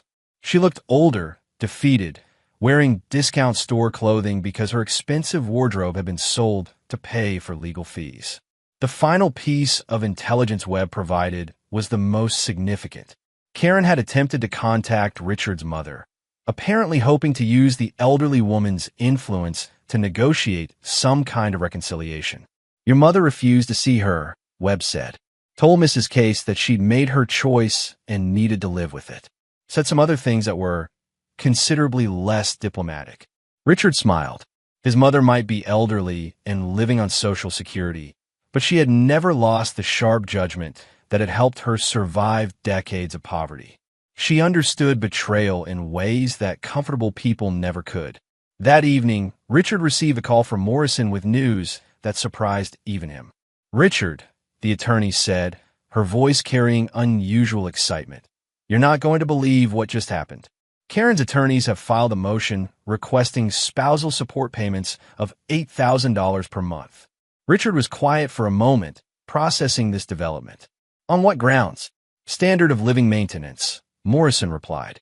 They're arguing that Karen became accustomed to a certain lifestyle during your marriage and that you have an obligation to maintain that lifestyle after divorce, despite the fact that she chose to end the marriage. Richard asked. Despite everything, Morrison confirmed. They're essentially arguing that betraying your husband entitles you to permanent financial support. Richard felt something cold and final settle in his chest. Karen had just made the one move that guaranteed he would show her no mercy. Counterfile, Richard said quietly. I want a complete forensic audit of every penny spent during the last 5 years of our marriage. I want documentation of every luxury purchase, every country club fee, every spa treatment. I want the court to see exactly how Karen spent money she didn't earn while contributing nothing to the household income. That could get expensive, Morrison warned. Forensic accounting at that level. Cost is irrelevant, Richard interrupted. I want Karen to discover what it feels like to have every financial decision scrutinized by strangers. I want her to explain to a judge why she believes betraying her husband entitles her to continued financial support. Morrison's voice carried genuine admiration. You're going to destroy her credibility completely. I'm going to let her destroy her own credibility, Richard corrected. I'm simply providing the forum for her to do it publicly. The next morning brought Richard's first direct contact with Karen in over a month. She called his cell phone at 6 a.m., her voice carrying a desperation that was almost unrecognizable. Richard, please, just talk to me for 5 minutes. I know you're angry. I know I made mistakes, but this has gone too far. I don't have anywhere to live. I can't get a job that pays enough to survive. And now these lawyers are telling me I might not get any support at all. Richard let her speak without interrupting, listening to the complete breakdown of someone who had never learned to take responsibility for her own choices. I never meant for things to go this far, Karen continued through tears. I was confused. I was going through something. Tony made everything seem so easy and perfect, but it was all lies. He disappeared the moment things got difficult. Yes, Richard said quietly when she finally paused. That's exactly what people like Tony do when they realize the cost of their choices. Can we please just talk? Karen begged. Face to face? I'll come wherever you want. I'll do whatever you need me to do. I need someone to help me figure out how to get through this. Richard considered her request carefully. There was something he needed Karen to understand, a lesson that could only be delivered in person. Meet me at Riverside Diner on 8 Mile, he said finally. Tomorrow at 2 p.m. Thank you, Karen whispered. Thank you, Richard. I'll be there. Richard ended the call and immediately contacted Webb. I need complete surveillance for tomorrow's meeting. Audio, video, multiple angles. I want documentation of every word. Expecting trouble? Webb asked. Expecting closure, Richard replied. The next afternoon, Richard arrived at Riverside Diner 15 minutes early and selected a booth that would provide Webb's team with optimal surveillance angles. The diner was one he remembered from his childhood, the kind of place where his mother had taken him for special occasions when she could afford the luxury of eating out. Karen arrived exactly on time, and Richard barely recognized the woman who walked through the door. Gone was the polished doctor's wife with her expensive clothes and professional makeup. The woman approaching his table looked like someone who had been sleeping badly, eating irregularly, and facing the kind of stress that aged people rapidly. She sat across from him in the vinyl booth, her hands shaking as she tried to compose herself. "You look terrible," Richard observed without malice. Karen laughed bitterly. "I feel terrible. I've lost everything, Richard. Everything we built together, everything I thought was mine, all of it's just gone." "It was never yours," Richard said quietly. "You lived in a house I bought, spent money I earned, enjoyed a lifestyle I created. You confuse being the beneficiary of someone else's work with actually owning the results." Karen's face crumpled. "I know that now. I understand. I understand how much I took for granted. But Richard, I'm begging you, please give me another chance. I'll do anything. I'll go to counseling. I'll get a job. I'll prove to you that I can change." Richard studied her face and saw genuine desperation, but also the same fundamental misunderstanding that had led to this moment. "Karen," he said calmly, "do you understand why we're here? In this diner, having this conversation?" "Because I destroyed our marriage," she whispered. "No," Richard replied, "because you never understood what our marriage was built on." He leaned forward slightly, his voice remaining quiet but carrying absolute authority. "For 20 years, I worked 18-hour days to provide for you and Doug. I missed dinners, canceled vacations, turned down opportunities to spend more time at home because I believed I was building something permanent, something that mattered." Karen nodded, tears streaming down her face. "You took that dedication," Richard continued, "and decided it was worth $26,000. You decided that 20 years of my life, my work, my love was equivalent to a vacation with another man. I was stupid," Karen said desperately. "I was selfish and stupid, and I made the worst mistake of my life." "No," Richard said with terrifying calm. "You made the most honest decision of your life. You revealed what you actually thought our marriage was worth. You showed me what 20 years of dedication meant to you. You taught me exactly how much my love and sacrifice mattered in your calculations." Karen reached across the table toward Richard's hands, but he pulled them away.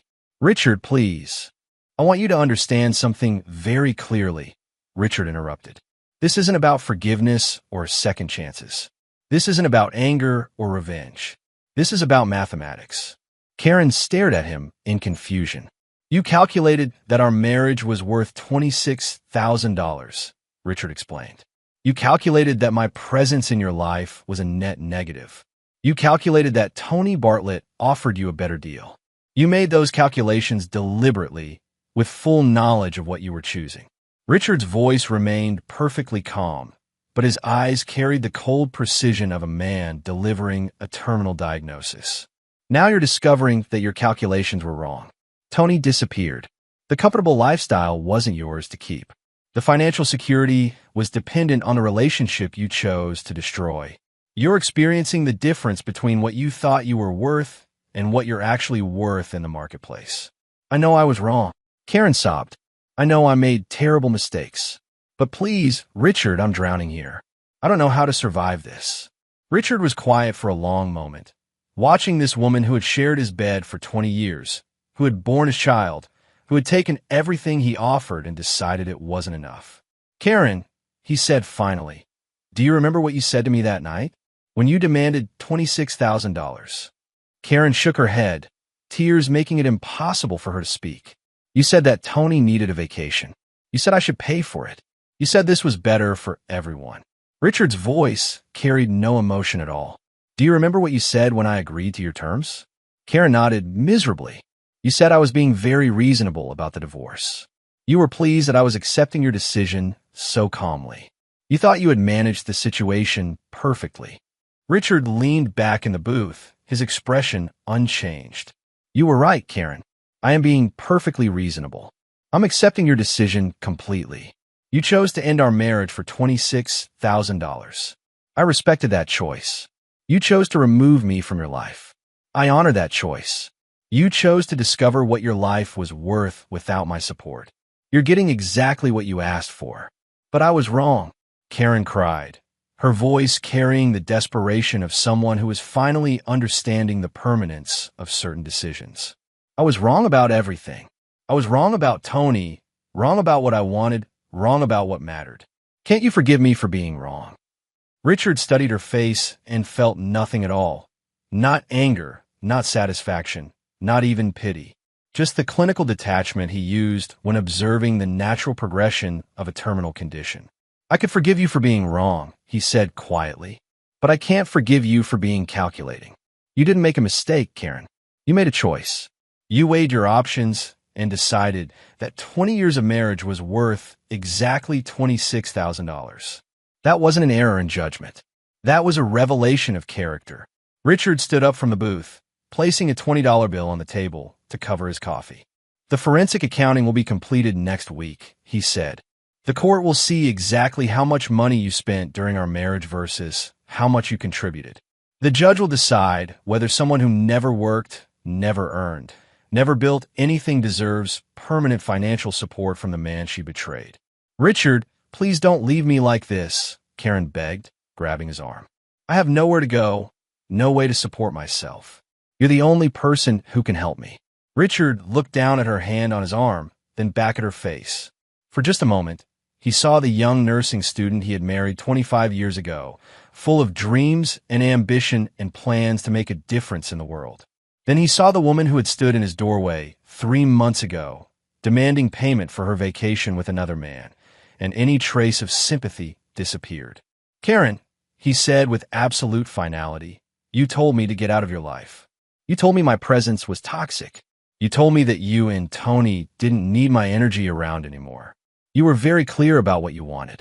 He gently but firmly removed her hand from his arm. You got exactly what you asked for, and now you get to keep it. Richard walked away from the table, leaving Karen crying in the booth of a diner where he had once brought her for their first date 26 years ago. He didn't look back, didn't hesitate, didn't feel the slightest temptation to reconsider. Some lessons could only be learned through complete immersion in their consequences. Some choices were so fundamental that they revealed character in ways that could never be undone or forgiven. Karen Crawford Case had chosen to calculate the value of 20 years of marriage at $26,000. Richard Case was simply ensuring she lived with the full implications of that calculation for the rest of her life. The education was nearly complete. Chapter 9. No Mercy, No Forgiveness. 6 months after the key that wouldn't fit, Richard Case stood in the observation deck of Metro General Hospital, looking out over the Detroit skyline as dawn broke over the city where he had built and destroyed a life in equal measure. The reports spread across his desk told the story of a campaign that had been more thorough and devastating than even he had initially planned. Doug had survived his crash course in manual labor and was showing genuine signs of character development. Webb's latest surveillance showed Richard's son arriving at construction sites early, staying late to learn new skills, and saving money with the discipline of someone who had learned its true value. More importantly, Doug had stopped asking for help and started finding solutions. He's applied for readmission to college, Webb reported during their final briefing. But this time he's seeking financial aid and planning to work part-time to cover expenses. The disciplinary hearing went better than expected. Community service and probation instead of expulsion. Richard felt genuine pride in this development. Doug was learning what Richard should have taught him years earlier. That everything worth having must be earned. That character was built through facing difficulties rather than avoiding them. What about his academic performance? Richard asked. Complete turnaround, Webb replied. Apparently, he's discovered that when college costs your own money and requires your own labor to maintain, academic performance becomes a much higher priority. Karen's trajectory had been less encouraging but more instructive. The forensic accounting Morrison had commissioned revealed spending patterns that shocked even Richard.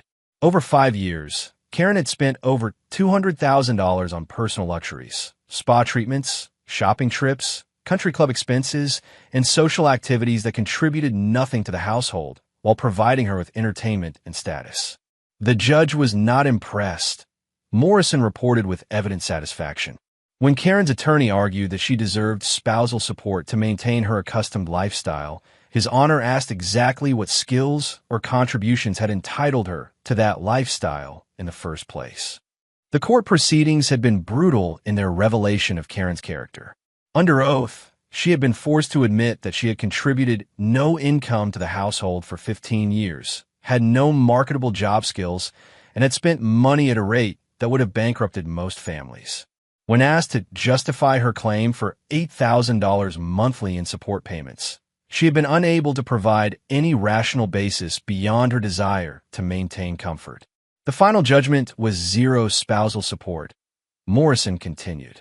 The judge ruled that Karen's decision to abandon the marriage for another relationship constituted forfeit of any claim to ongoing financial support. Karen had also been forced to confront the social consequences of her choices. The country club had quietly revoked her membership when it became clear she could no longer afford the fees. Her former friends had distanced themselves as the details of her betrayal became public knowledge. She was currently working as a part-time receptionist at a medical clinic, earning barely enough to cover basic expenses while living in a studio apartment that was smaller than the closet in her former home. But it was Tony Bartlett's fate that provided Richard with the deepest satisfaction.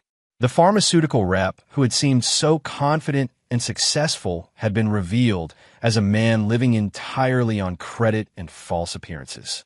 When the financial pressure of the European crisis had intensified, Tony had made increasingly desperate attempts to maintain his lifestyle. He's facing bankruptcy, Webb reported. Lost his job, lost his apartment, and apparently made some poor choices about where to seek emergency funding. This last point carried ominous implications. Tony had apparently borrowed money from sources that were less understanding than traditional banks about repayment difficulties. Webb's contacts and law enforcement suggested that Tony was currently hiding somewhere in Ohio, trying to avoid creditors who were not bound by legal niceties in their collection methods. Poetic justice, Richard mused. Tony wanted the lifestyle without earning it. Now he's discovering what happens when your debts come due and you don't have the resources to pay them. Richard's phone rang, interrupting his review of the final reports. The caller ID showed his mother's number.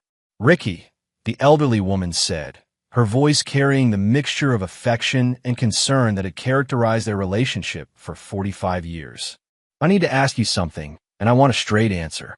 "Always, Mom," Richard replied. "Are you satisfied now?" she asked directly. "Have you made your point?" Richard considered the question carefully. "What do you think I should be satisfied about?" "You've destroyed that woman completely," his mother said bluntly. "Karen came to see me last week, begging me to convince you to help her. She looked like she'd aged 10 years in 6 months." "What did you tell her?" Richard asked. "I told her she made her bed, and now she gets to sleep in it," his mother replied with characteristic directness. "But Ricky, I also told her something else." Richard waited. "I told her that my son isn't cruel," his mother continued. "I told her that the man I raised would know when enough was enough. I told her that you learned from your father and me that sometimes people make mistakes, and sometimes those mistakes deserve forgiveness." Richard was quiet for a long moment, staring out at the city where he had spent his entire adult life building and rebuilding his understanding of loyalty, dedication, and consequences. "Mom," he said finally, "do you remember what you told me when I was 12 and Jimmy Kostowski stole my bike?" His mother was quiet, remembering. "You said some people will take advantage of kindness if they think they can get away with it," Richard continued. "You said I could either teach Jimmy that stealing had consequences, or I could let him think I was too weak to defend what was mine." "I remember," his mother said softly. "You also said," Richard continued, "that there was a difference between someone who made a mistake and someone who made a choice. Someone who stole because they were hungry was different from someone who stole because they were greedy. Karen was hungry, Ricky," his mother said gently. "Maybe not for food, but for something she thought was missing from her life." "No, Mom," Richard replied with quiet finality. "Karen was greedy.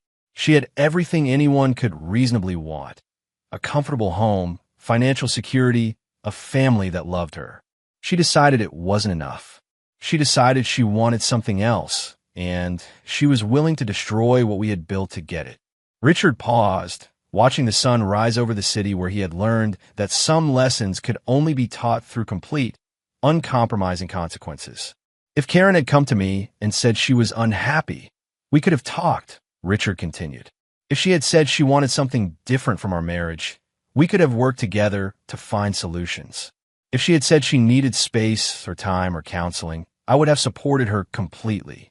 But that's not what she did, his mother said, understanding beginning to color her voice. No, Richard confirmed. She decided our marriage was worth $26,000. She decided I should pay for her vacation with another man. She enlisted our son to deliver ultimatums in our own home. She didn't make a mistake, Mom. She made a calculation. His mother was quiet for a long time. So you're never going to forgive her? She asked finally. Forgiveness suggests that what happened was forgivable, Richard replied. Some things are just mathematics, Mom. Karen calculated the value of our life together and found it lacking. I'm simply ensuring she lives with the full implications of that calculation. After ending the call with his mother, Richard returned to his desk and opened the final report Webb had prepared. It contained a comprehensive analysis of his former family's current status and future prospects. Doug was on a sustainable path toward genuine independence and character development. His son had learned the value of work, the satisfaction of earning what he received, and the importance of taking responsibility for his choices. The lessons had been harsh, but they were taking root. Karen was experiencing the full weight of consequences for her choices, but was not in danger of homelessness or genuine hardship. She had options. Returning to nursing required retraining, but it was possible. Living within her means required adjustments, but it was achievable. Her suffering was psychological and social rather than physical, and it was entirely the result of her own decisions. Tony was learning that some debts could not be negotiated away, and some choices carried permanent consequences. His current difficulties were severe, but they were also self-inflicted through years of living beyond his means and making increasingly desperate financial decisions. Richard closed the report and walked to his apartment window, looking out at the city where he had spent 6 months methodically dismantling the life he had spent 20 years building. The operation had been successful beyond his initial expectations, but it was complete. His phone buzzed with a text message from Doug. Dad, got promoted to crew leader. 6 months ago, I didn't know how to operate a screwdriver. Thank you for teaching me that I'm stronger than I thought. Richard smiled, the first genuine smile he had felt in months. Doug's gratitude wasn't based on financial support or material comfort. It was based on respect for someone who had refused to enable weakness and had instead demanded strength. That evening, Richard made a decision that felt like the natural conclusion of everything he had learned over the past 6 months. He called Elena Rodriguez and invited her to dinner at the same restaurant where he and Karen had celebrated their wedding anniversary just 1 year earlier. Are you sure you're ready for that? Elena asked carefully, going back to a place with so many memories? The memories aren't painful anymore, Richard replied honestly. They're just information. Data about choices I made when I believed different things about loyalty and dedication. Over dinner, Richard found himself able to discuss the past 6 months with clinical detachment. Elena listened as he outlined the systematic approach he had taken to teaching consequences, the methodical precision with which he had removed protection and support, the calculated way he had allowed natural consequences to operate without interference. Do you have any regrets? Elena asked as they finished their meal. Richard considered the question carefully. I regret that I spent 20 years teaching my family the wrong lessons. I regret that I enabled Karen's irresponsibility and Doug's entitlement instead of preparing them for real life. I regret that I confused providing with protection and love with enabling. But you don't regret what you've done since. Elena pressed. No, Richard said with complete certainty. I gave them exactly what they asked for. They wanted me out of their lives, and I honored that request. They wanted to discover what life looked like without my support, and I provided that opportunity. They wanted freedom from my expectations and standards, and I granted that freedom completely. Elena studied his face and saw something she had never seen before. Not the driven surgeon who worked 18-hour days, not the devoted husband and father who sacrificed everything for his family, but a man who had learned the difference between love and enabling, between kindness and weakness. "What happens now?" she asked. Richard smiled. Not the cold expression he had worn during the campaign against his former family, but something warmer and more genuine. "Now I build something new," he said simply. "Something based on mutual respect instead of one-sided sacrifice. Something where dedication is appreciated rather than exploited. Something where loyalty is earned rather than assumed." As they left the restaurant, Richard felt a sense of completion that was deeper than satisfaction. He had spent 6 months teaching lessons that should have been learned years earlier. He had demonstrated that actions carried consequences, that choices had prices, and that some decisions were too fundamental to be forgiven or forgotten. Karen would spend the rest of her life understanding that comfort and security were not entitlements, but privileges that must be earned and maintained. Doug had learned that everything worth having required work, dedication, and responsibility. Tony had discovered that appearances and charm were no substitute for genuine substance and character. And Richard Case had learned the most important lesson of all, that a man who could perform 17-hour surgeries possessed exactly the stamina required for sustained retaliation when betrayed by the people he loved most. He had been their protector, their provider, their shield against the harsh realities of the world. When they decided they no longer wanted his protection, he had become their teacher instead. The lessons were complete. The reckoning was finished. And Richard Case was finally free to build a life with people who understood the difference between love and exploitation, between dedication and enablement, between family and parasites. Some keys, once they stopped fitting, could never be made to work again. But sometimes that was exactly what needed to happen. Epilogue. 2 years later, Richard received a wedding invitation. Doug Case was marrying a young woman he had met at community college, a nursing student who worked nights at a restaurant to pay for her education. The invitation was handwritten on simple paper, and the ceremony would be held at a small church with a reception in the church basement. Richard attended the wedding and watched his son marry someone who understood the value of work, the importance of earning what you received, and the satisfaction of building something through mutual effort and respect. Doug's bride reminded Richard of Karen as she had been 25 years earlier, ambitious, dedicated, determined to make a difference. But she also possessed something Karen had lost along the way: humility. After the ceremony, Doug approached his father with the quiet confidence of a man who had learned difficult lessons and grown stronger because of them. "Thank you," Doug said simply, "for teaching me that I was capable of more than I thought." Richard nodded, understanding that his son had finally learned the difference between enablement and love, between comfort and strength.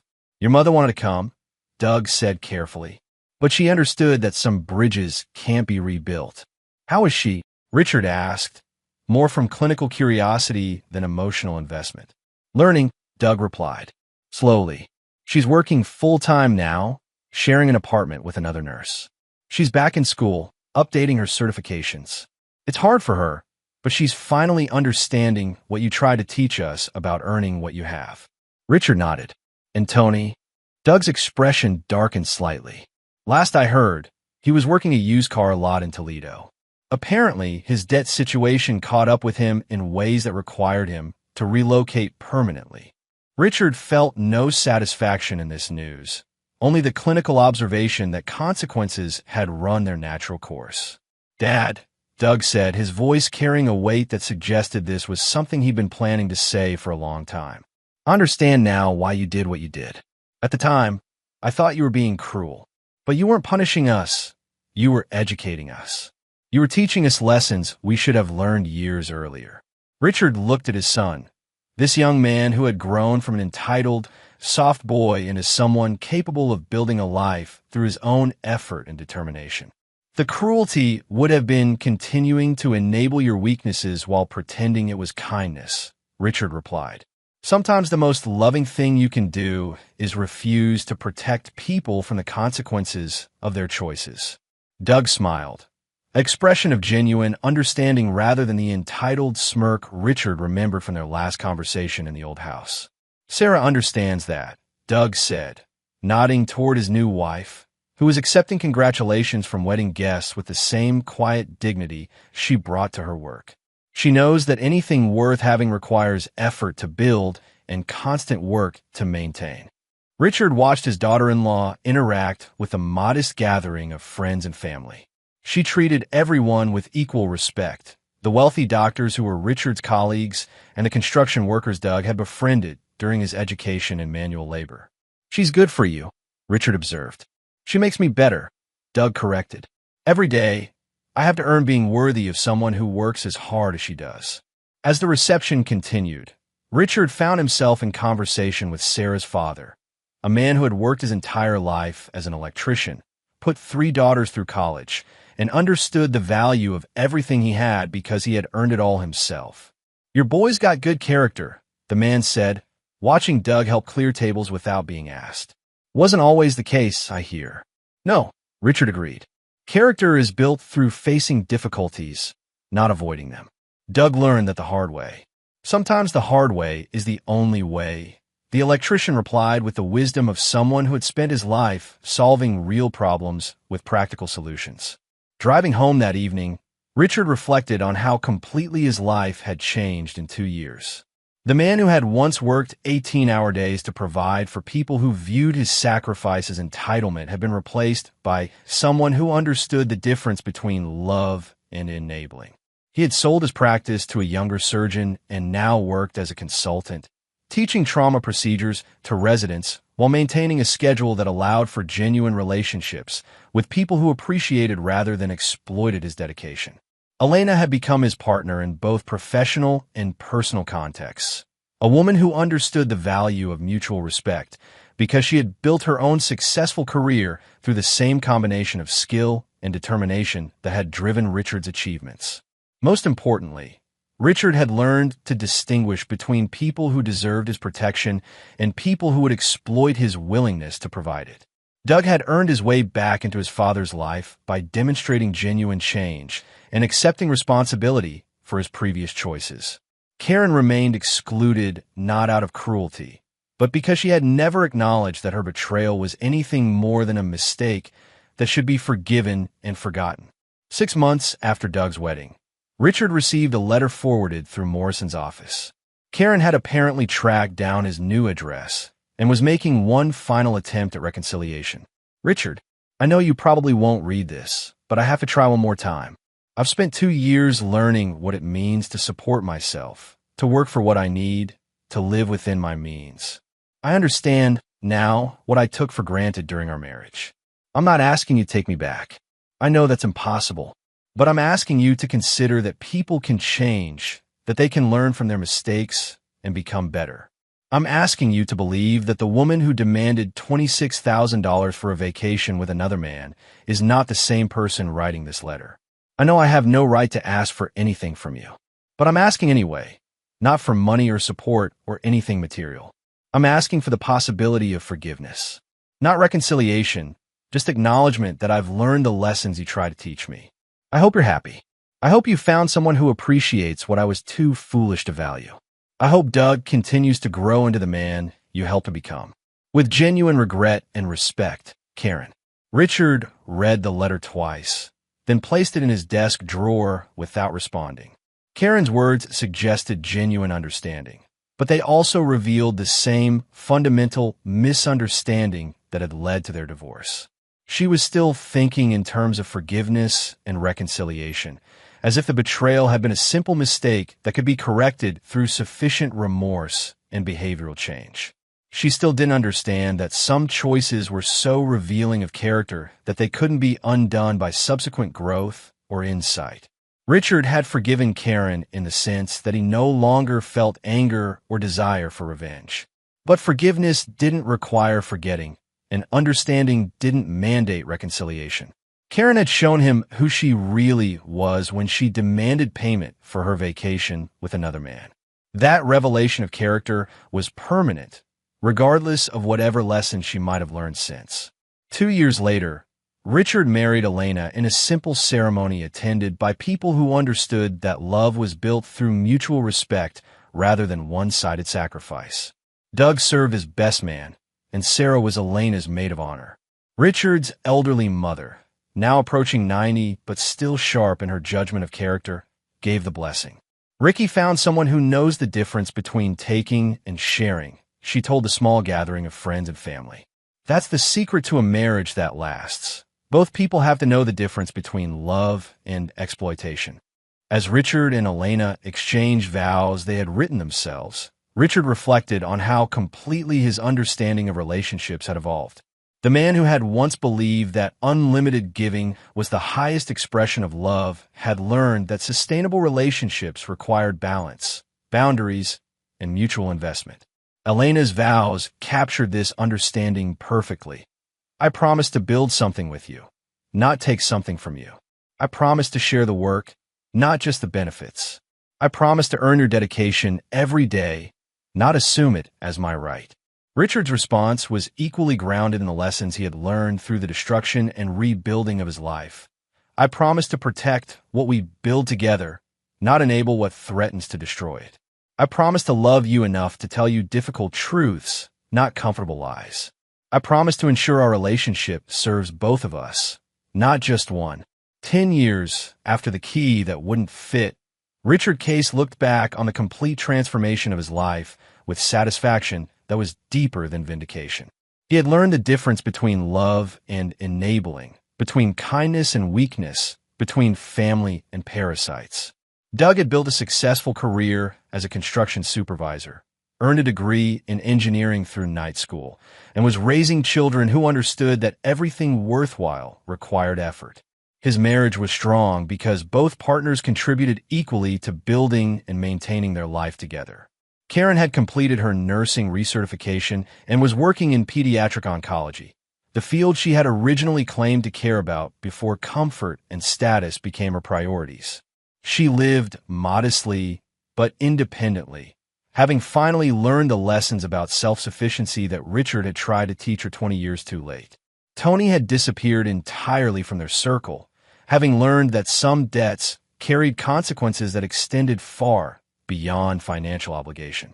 And Richard had built a new life with Elena based on principles he should have insisted on from the beginning: mutual respect, shared responsibility, and the understanding that love was not a license for exploitation.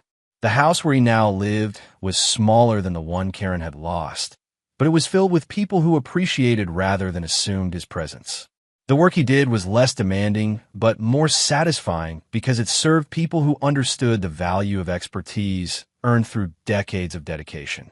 Most importantly, Richard had learned to recognize the difference between people who deserved his protection and people who would exploit his willingness to provide it. Some people earned trust through their actions and maintained it through continued demonstration of character. Others revealed themselves to be fundamentally predatory, viewing kindness as weakness and dedication as entitlement. The key that wouldn't fit had unlocked the most important lesson of Richard Case's life: that a man's greatest strength